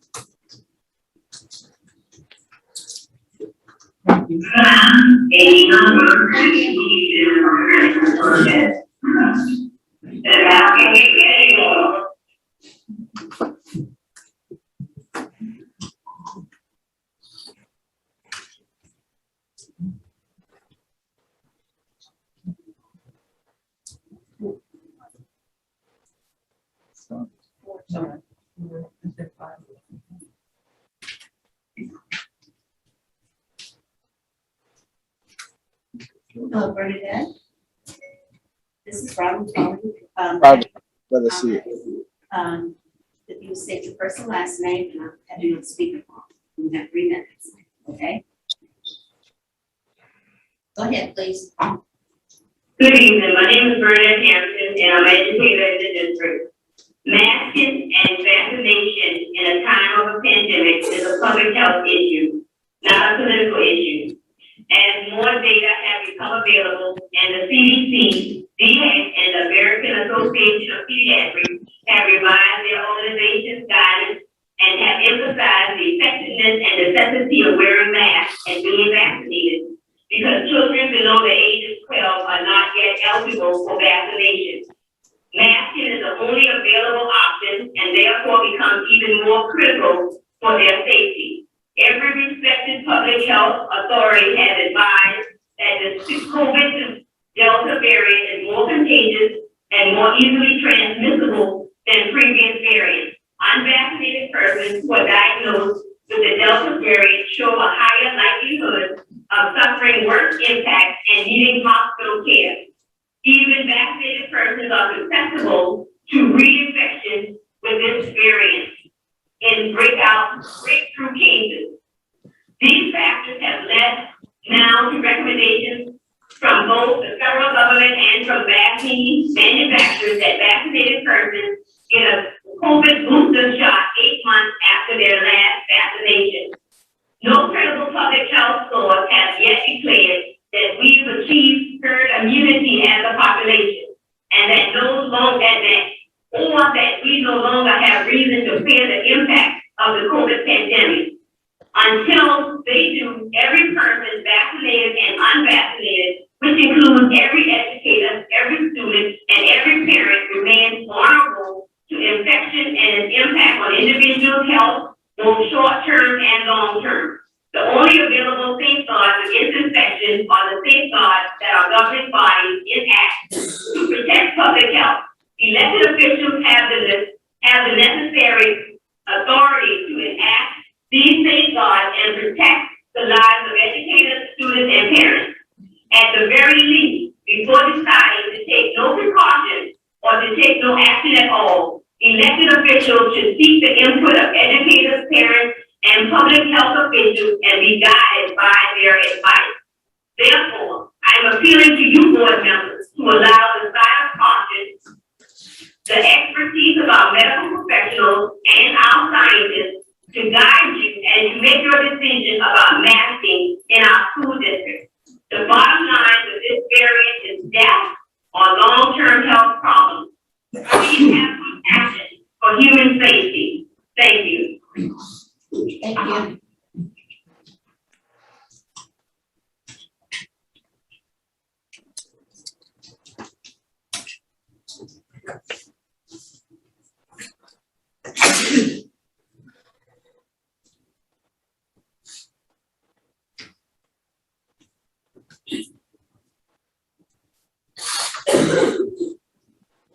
Hello, this is John.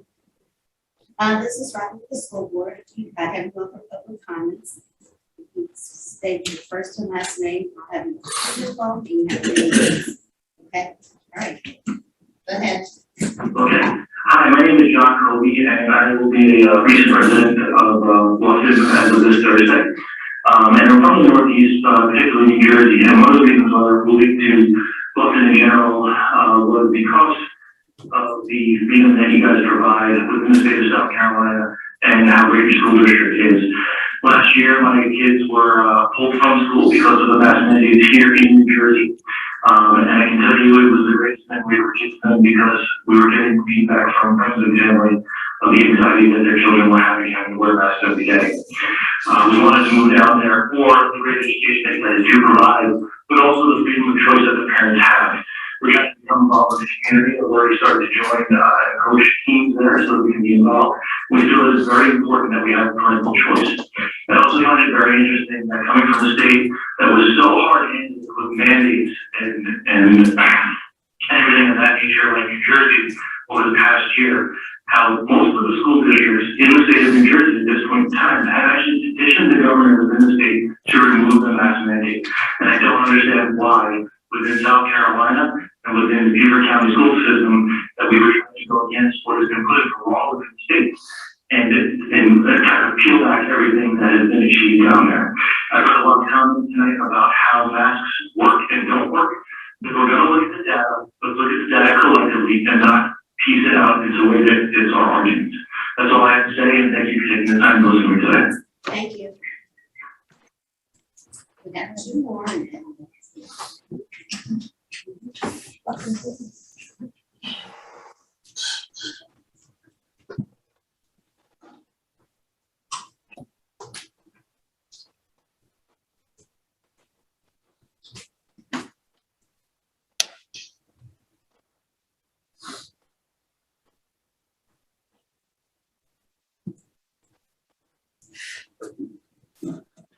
Hello, this is Simon.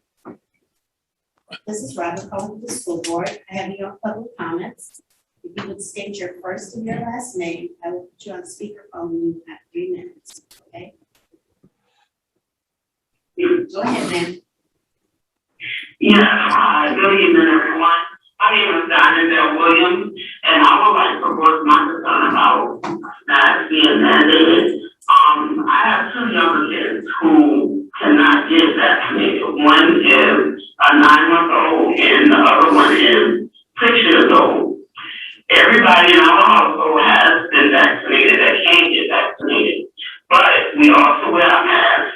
We still wash our hands, and we also sanitize our hands whenever it's needed. So I feel like masks should be mandated to help keep our kids safe in school so that they can stay in school, so that schools won't have to close down, kids won't have to continue to go home in quarantine and put other family members at risk also. And that's just my thoughts and my opinions on it. I think everything else has been said most of the night. And also, another thing is, I don't like wearing masks either. Other people don't like wearing masks, but what we have to do to keep ourselves and our families safe. I don't like to wear seatbelts. I feel like I should choose if I want to wear a seatbelt or not. But I have to wear a seatbelt because according to the law, it helps keep me safe. So if we have to wear masks to help keep us safe and wash our hands and sanitize, then that's what we have to do. And that's it. Thank you. Thank you, ma'am.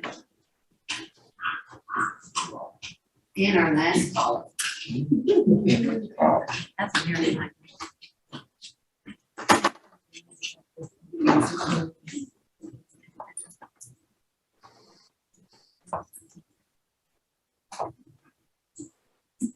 Hi, this is Jamie. Hi, this is Robin calling from the school board. I have you on public comments. If you would state your first and last name, I'm having you on speakerphone. You have 3 minutes. Okay. Go ahead, please. Hi, my name is Jamie Bowman. I'm from St. Helena Island, and my representative for District 1 is Mr. William Smith. I was going to bore you guys with facts about breaking state laws, the fact that the science doesn't back up the use of cloth masks on children, or even the fact that my children's health is my and their PCP's business. It's obvious by the way, or the reason that we're here tonight, that you don't care about these things and just want to push a political agenda. The fact that any of you or any of the parents who have spoken in favor of breaking the law are willing to lose state funding for our already struggling school system is disgusting, and it shows how much you really care about your position as an advocate for the parents and the children. Instead of saying what you already heard, I'm going to propose with you two things that I would like to mandate that will do more to protect our children than useless, porous, bacteria-ridden masks. Number one, helmets with lightning rods must be worn by all students riding the bus or possibly coming within 20 yards of a moving school bus. In fact, let's take out the moving part. It can be stationary. Maybe someone's behind the driver's seat that might start the bus and try to run a child over. The lightning rod is just in case there's a storm while boarding or disembarking the bus during the storm, since they have a better chance of being struck by lightning than dying from COVID. Remember, it's about the safety of your children. Number two, all able-bodied persons over the age of 18 must carry a weapon to school at all times. The lack of proper security in schools for children is more dangerous than COVID, and I want my child to be safe at all times. I don't care if you use the proper weapon or if you're even properly trained to do so, but I want you to have one on you just in case, to save lives regardless of if you're comfortable doing so. If you or your child refuse to do any of these other things, immediate suspension or expulsion of the child will occur. Clearly, you all who want to impose a mask mandate will disregard all the above and see these two mandates as arbitrary. So why would I have you all do something you think is irrelevant or you aren't comfortable doing for the safety of our children? So why is it okay for you guys to have to do the same? We aren't saying that you can't wear a mask. Just give us a choice. The herd immunity through vaccination isn't happening and it will continue to mutate the flu. So do you propose that we just mask for the rest of our lives? Your child's rights do not trump my rights, and vice versa. And if you do pass this mandate upon our children, which at this point has become child abuse, I hope you're ready to immediately have a virtual program ready for those of us who choose to opt out, before or after the AG sues Beaufort County like the rest of those who aren't complying with government orders. To all parents listening, if the board decides to illegally impose this on you, and you don't want your child to wear a mask, the answer is simple. Do not comply. Remember, we didn't become a free nation through compliance. Thank you for your time. I appreciate it. Thank you. That was it. Okay, thank you, and we thank everybody that gave comments tonight, and thank you once again for being so respectful to each other. Very much appreciated, and we all got to hear what everyone had to say. So now we need a motion to go into executive session.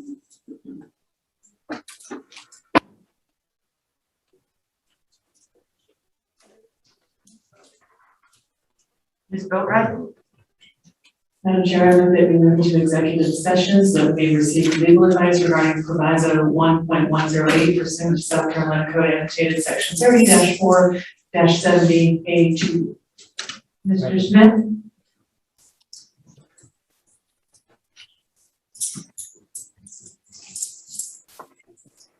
Madam Chair, I will second the motion. Okay, thank you. Mr. Stringer? Madam Chair, could we take a 10-minute break if this passes? Okay. Yeah, all right, so, okay. Mr. Smith? Madam Chair, I'd like to ask, could you please clarify for us who will be giving us a legal advice the code 1-108 South Carolina Code 30-470? Could you tell us who will be giving us the legal advice? The law firm of Howard and Mahoney Williams. Okay, and also, Madam Chair, are they on our attorney list? Are they what? Are they on the board's attorney list? The No, approved list? they're coming from the district standpoint. Dr. Rodriguez? Yeah, they They are, district, attorney. Okay. Would you or Dr. Rodriguez mind to tell us how they were chosen? What's the process? What were the processes? Would you mind telling for the public, what was the process of choosing an attorney?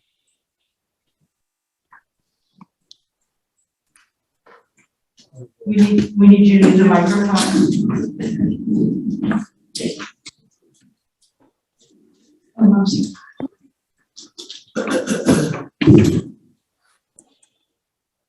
Mr. Regal has been working in this area, and I've done a lot of research on this and spoke with him, and he said he would be able to help us.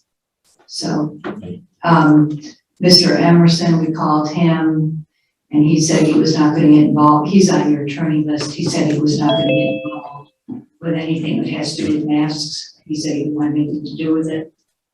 And let's see, the Ainsworth firm doesn't work in that area. I did call Beth Palmer at Haygood, that Rosen firm. I never did get to talk to her. The point, Mr. Smith, is that we vetted attorneys, went through it, and this is the attorney who has done some research on work in this area. Dr. Rodriguez, can you repeat yourself again? I didn't hear you because your mask was. I said the point is that we vetted attorneys, and this is the attorney that was selected who's done some work and research in this area. Dr. Rodriguez, with all due respect, you vetted the attorney. This was a board action, and I understand that you in the executive session, the executive assistant may have took upon it, but for the public, and they've asked questions, how do we pick the attorneys? I've seen many emails about how regarding it. I want to make it clear and transparent to the public. So I want a steady me telling them, if we go ahead and put it out in the public, it would be no questions. So thank you, and thank y'all for y'all work. But at the end of the day, the public does have a right to know the process. Thank you. And I also will be providing legal advice to the board, and for the benefit of the board and the public, on Friday afternoon, all those orders are in board docs for all the public to see. So everything's transparent here. Thank you, Ms. Cartledge. That will be it, Madam Chair, for me. Please put your electronic hand down. Thank you. All right. Ready? Okay, the voting is open. For sure, I've long got a board. Yes. Yes. I'm sure we are. Yep. But right. Middleton, yes. Robine, yes.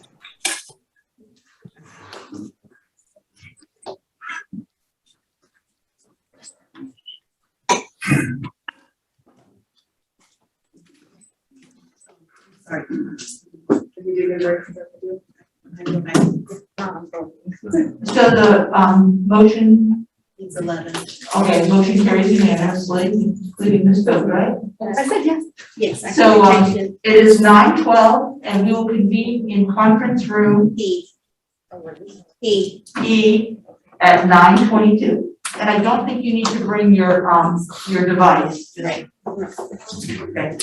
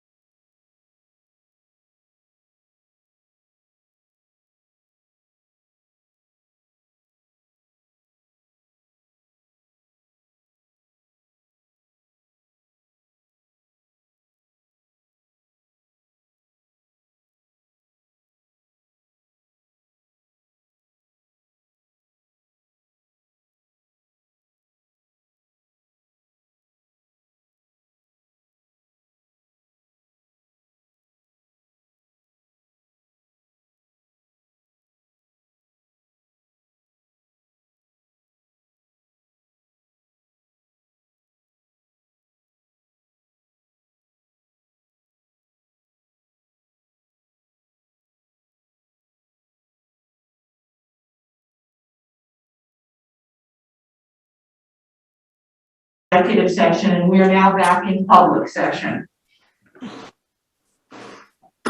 At our last meeting, there was a motion that was approved by the board to postpone voting on a prior motion pending legal and public health advice. Since we have now received advice, we go back to that prior motion, and that prior motion was, I move that the Beaufort County School District Board of Education make mandatory mask wearing in Beaufort County schools. And that motion was made by Mr. Smith and a second by Mr. Mel Campbell. So that motion needs to be entertained now. Now, Ms. Boatright just made a motion to table that, so I'll let her say that again. Thank you, Madam Chair. Yes, in my personal opinion, the legal advice that we received was fundamentally that sometime this week, in the very near future, we are going to get clarification from the South Carolina Supreme Court as to what is legal and what is not legal. So I would prefer not to vote on a mask mandate without a lot of discussion and without having clarification from the South Carolina Supreme Court when we know that's coming in the next couple of days. And So, Mr. Mel Campbell seconded that.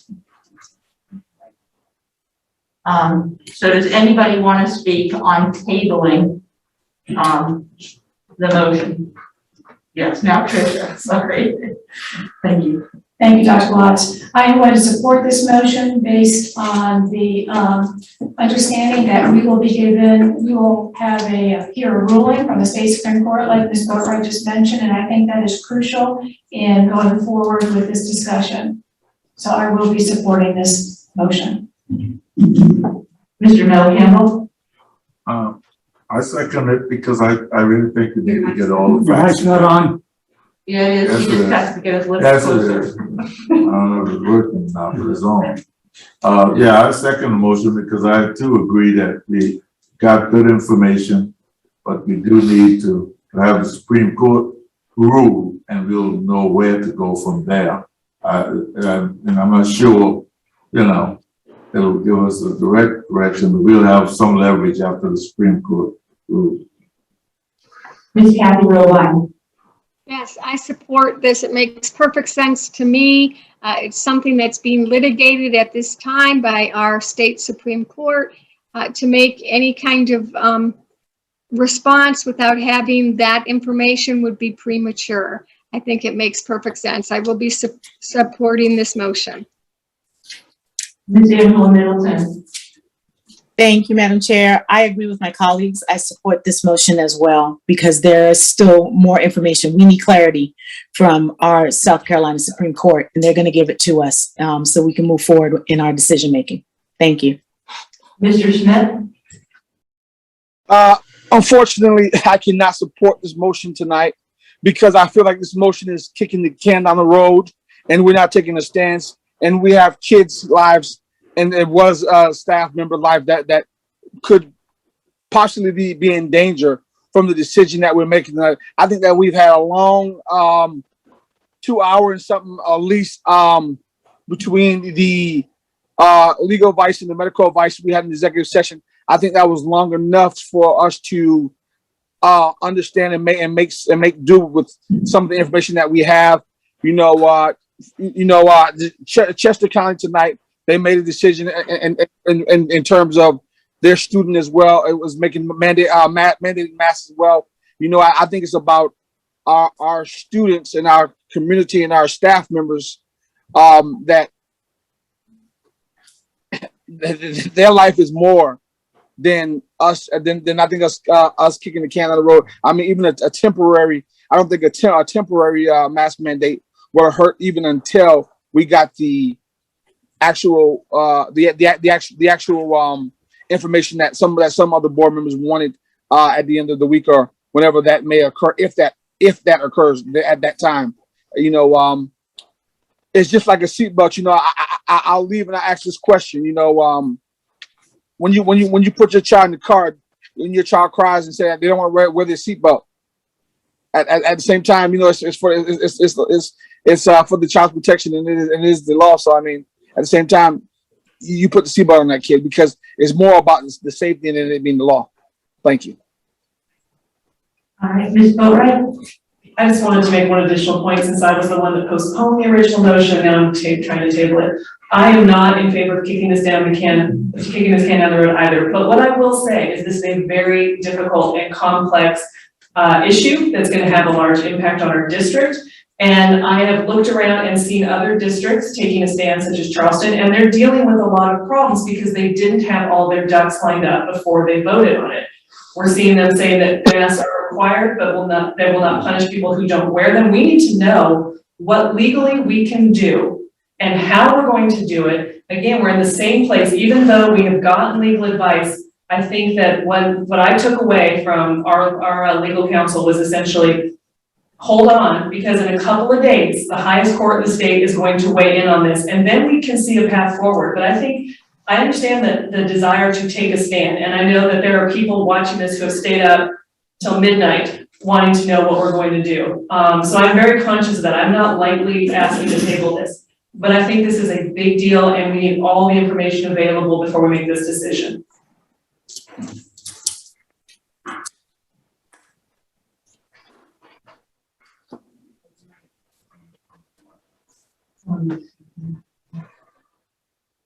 Mr. Smith?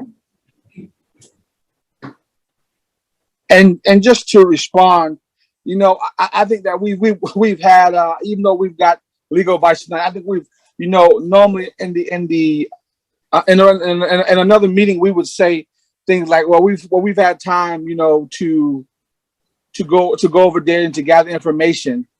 You know, in our general meetings we have from Thursday to that Tuesday. And I think we had possibly about near that time. So, you know, I think that we've had a good bit of time to understand and digest information. And I just beggar the difference in the terms of, I think the legal counsel that he gave us, he gave us counsel tonight. And I think that based upon what he gave us, a decision could be made. And I'll leave it there. Thank you. David Stribinger? Oh. Okay, I see you. Thank you, Madam Chair. I lowered my hand because I was going to make an amendment to this motion to specify that it was the case brought by Richland County School District 2, but I'm not sure that really adds any clarity. So. Okay. All right. Looks like all the hands are down, so voting is open.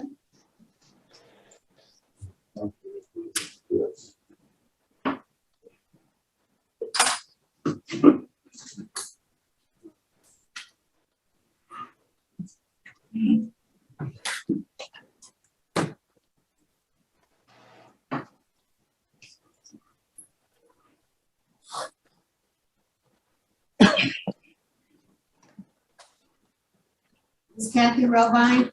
Yes.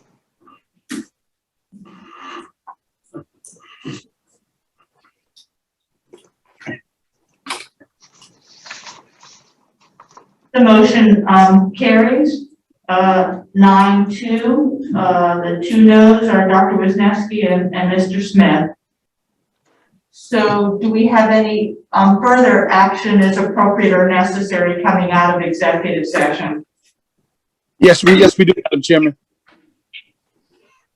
At this time, Madam Chair, I make a motion that we amend the uniform policy in Beaufort County School District.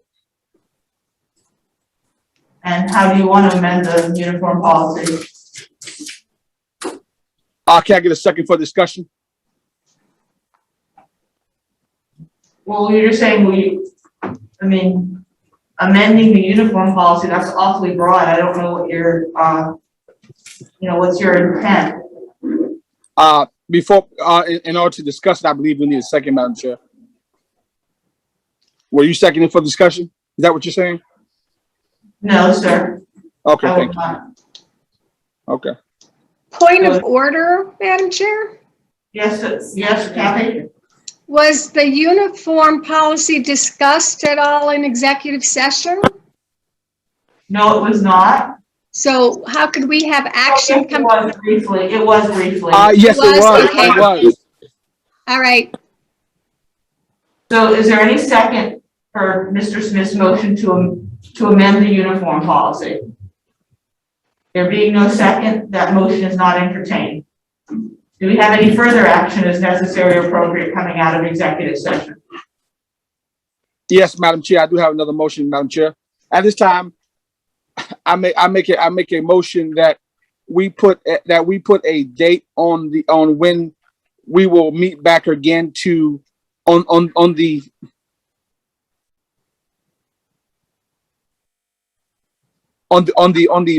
pending on the Supreme Court ruling case that within.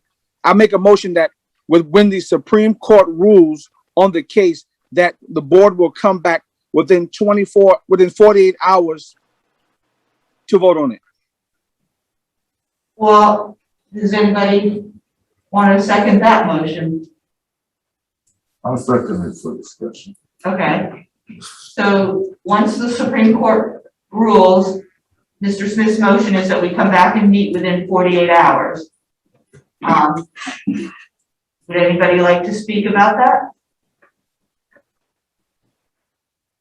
Ms. Boatright? I'm assuming this would be 2 business days, or is it 48 hours? Because I could end this up on a Sunday and I don't, or something, I just want to be careful. Within 40 hours.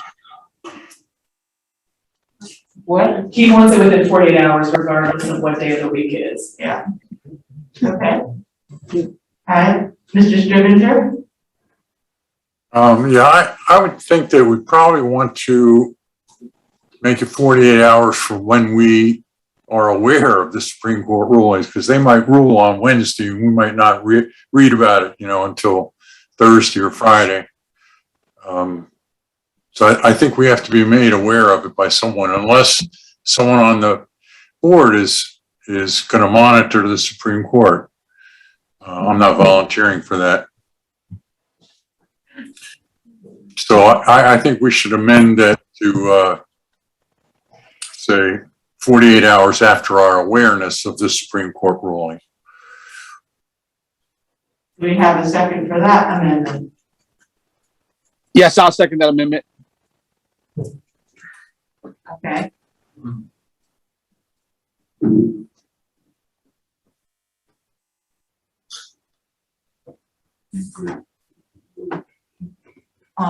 So we need to see the motion. I know you're working on it.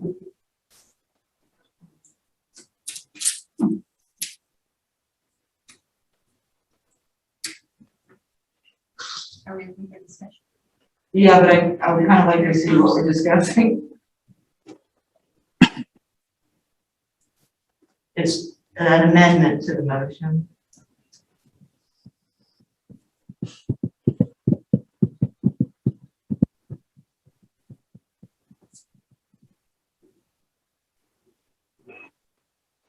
I think that's not the amended motion, though.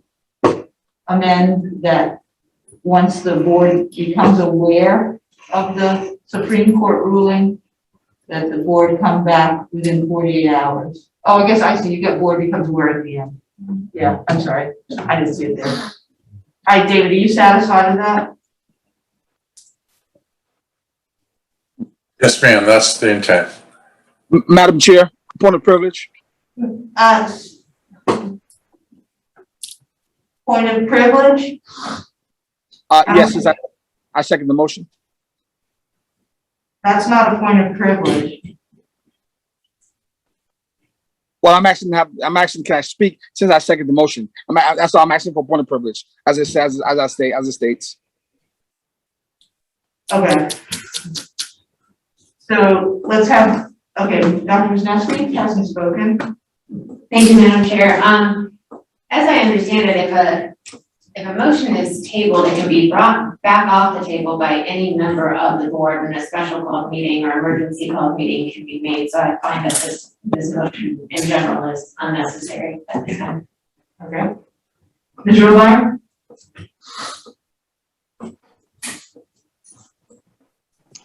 I'm leery to support this motion because 48 hours could happen when, and dictate us to be having a meeting when several of us are at a legal conference this weekend on a Sunday. And it would be pretty impossible for us to attend. So. Okay, Mr. Earl Campbell? That was going to be my comment also, because if you come back on a Friday, you're not going to give me 40 hours. Yeah, that would be my comment as well. I will not support this motion. I don't think we need it. As Dr. Wisniewski said, we can, do our usual process for a special call meeting through Robinson with board availability. And I don't want to be absolutely pigeonholed, I guess would be a good word, into a meeting potentially on a Sunday or whatever day. I mean, I just don't think that's practical. All right, Mr. Smith. What I was going to ask Mr. Scrivener, he was absolutely correct. I was going to say a study putting it actually on a board member. I see that our legal counsel, Mr. John Rigo, is still on. Maybe once he get the legal Supreme Court ruling on it, then I would say maybe that he would email it to the executive assistant, and within respectable time from there, we would have the 48 hours then. But if it bothers us to have 48 hours between the weekend, next week, I have no problem if it comes down on Friday to have the meeting on Monday or Tuesday. But what does concern me is that the last time we said we would query board members and possibly get set up another time for a special call meeting. I was told that I would get a call that I never got, and I'm just a little leery that may happen again, and it could be scheduled when I may not be available. So I guess is the prior practices that just concern me a little bit than waiting on a certain time to get it and to actually set up a meeting. So that's why I feel compelled to go ahead and set time, and to also to let the community know that we're serious about the business, and we're serious about our school district, and we're serious about making this decision, and we're just not kicking the can on the road. Thank you. Ms. Boatwright? I'd like to call the question. All right, now we're gonna have two groups vote to call the question. Let's just do it by consent. No one else, oh, no one's else, okay, then. No, no one else has hand. I withdraw. Okay. And no one seconded yours. There you go. Yeah. Mr. Smith, can you put your electronic hand down since you just spoke? No, actually that it was a question in there. I was asking Scrivener a question. It might be a long one, but yeah, there's a question in there. Mr. Scrivener, what do you think about what I just said about possibly putting it to a weekday, or we can go with a different time besides the 48, since some people will be at a law conference and we will don't want to come back on that date. What do you think about that? Madam Chair, do you want me to answer that? Only if you want to. Yes, ma'am. Yeah, well, that's fine with me. My only amendment was to put in when we become aware of it. And so, I have no problem with you changing it to work days or however you want to change it.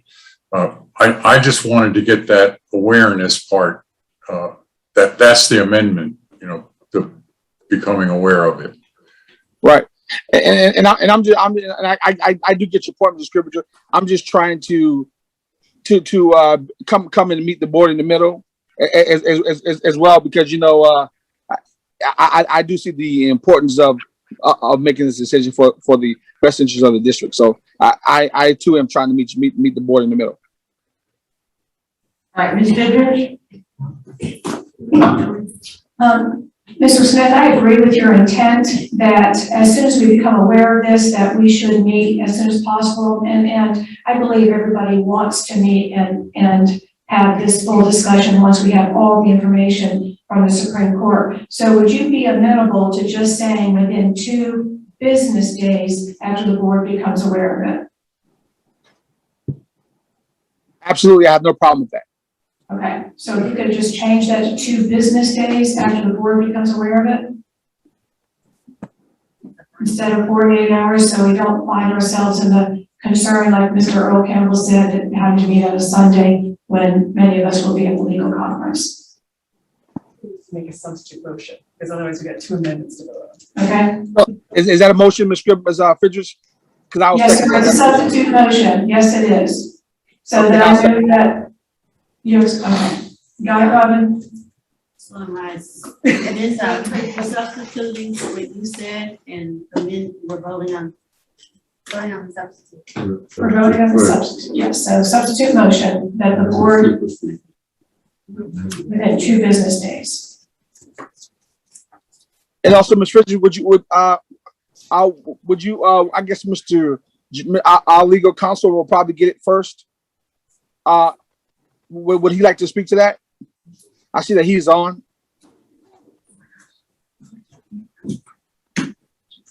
Yeah, sure. I mean, this is John Rico. We're pretty closely monitoring this case in front of the Supreme Court, and I'll be happy to forward any ruling that we become aware of to Ms. Cartledge. Thank you, Mr. Rigo. Definitely appreciate that. Thank you. Can you please put your hand down, Mr. Smith? All right, there being no further discussion, voting is open. Yes. We're voting on the substitute. Yes.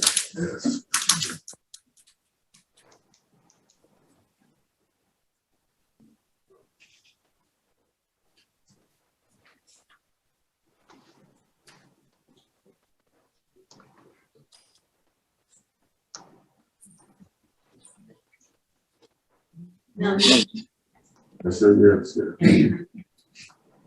Ms. Robine? How come I don't see it? Yes.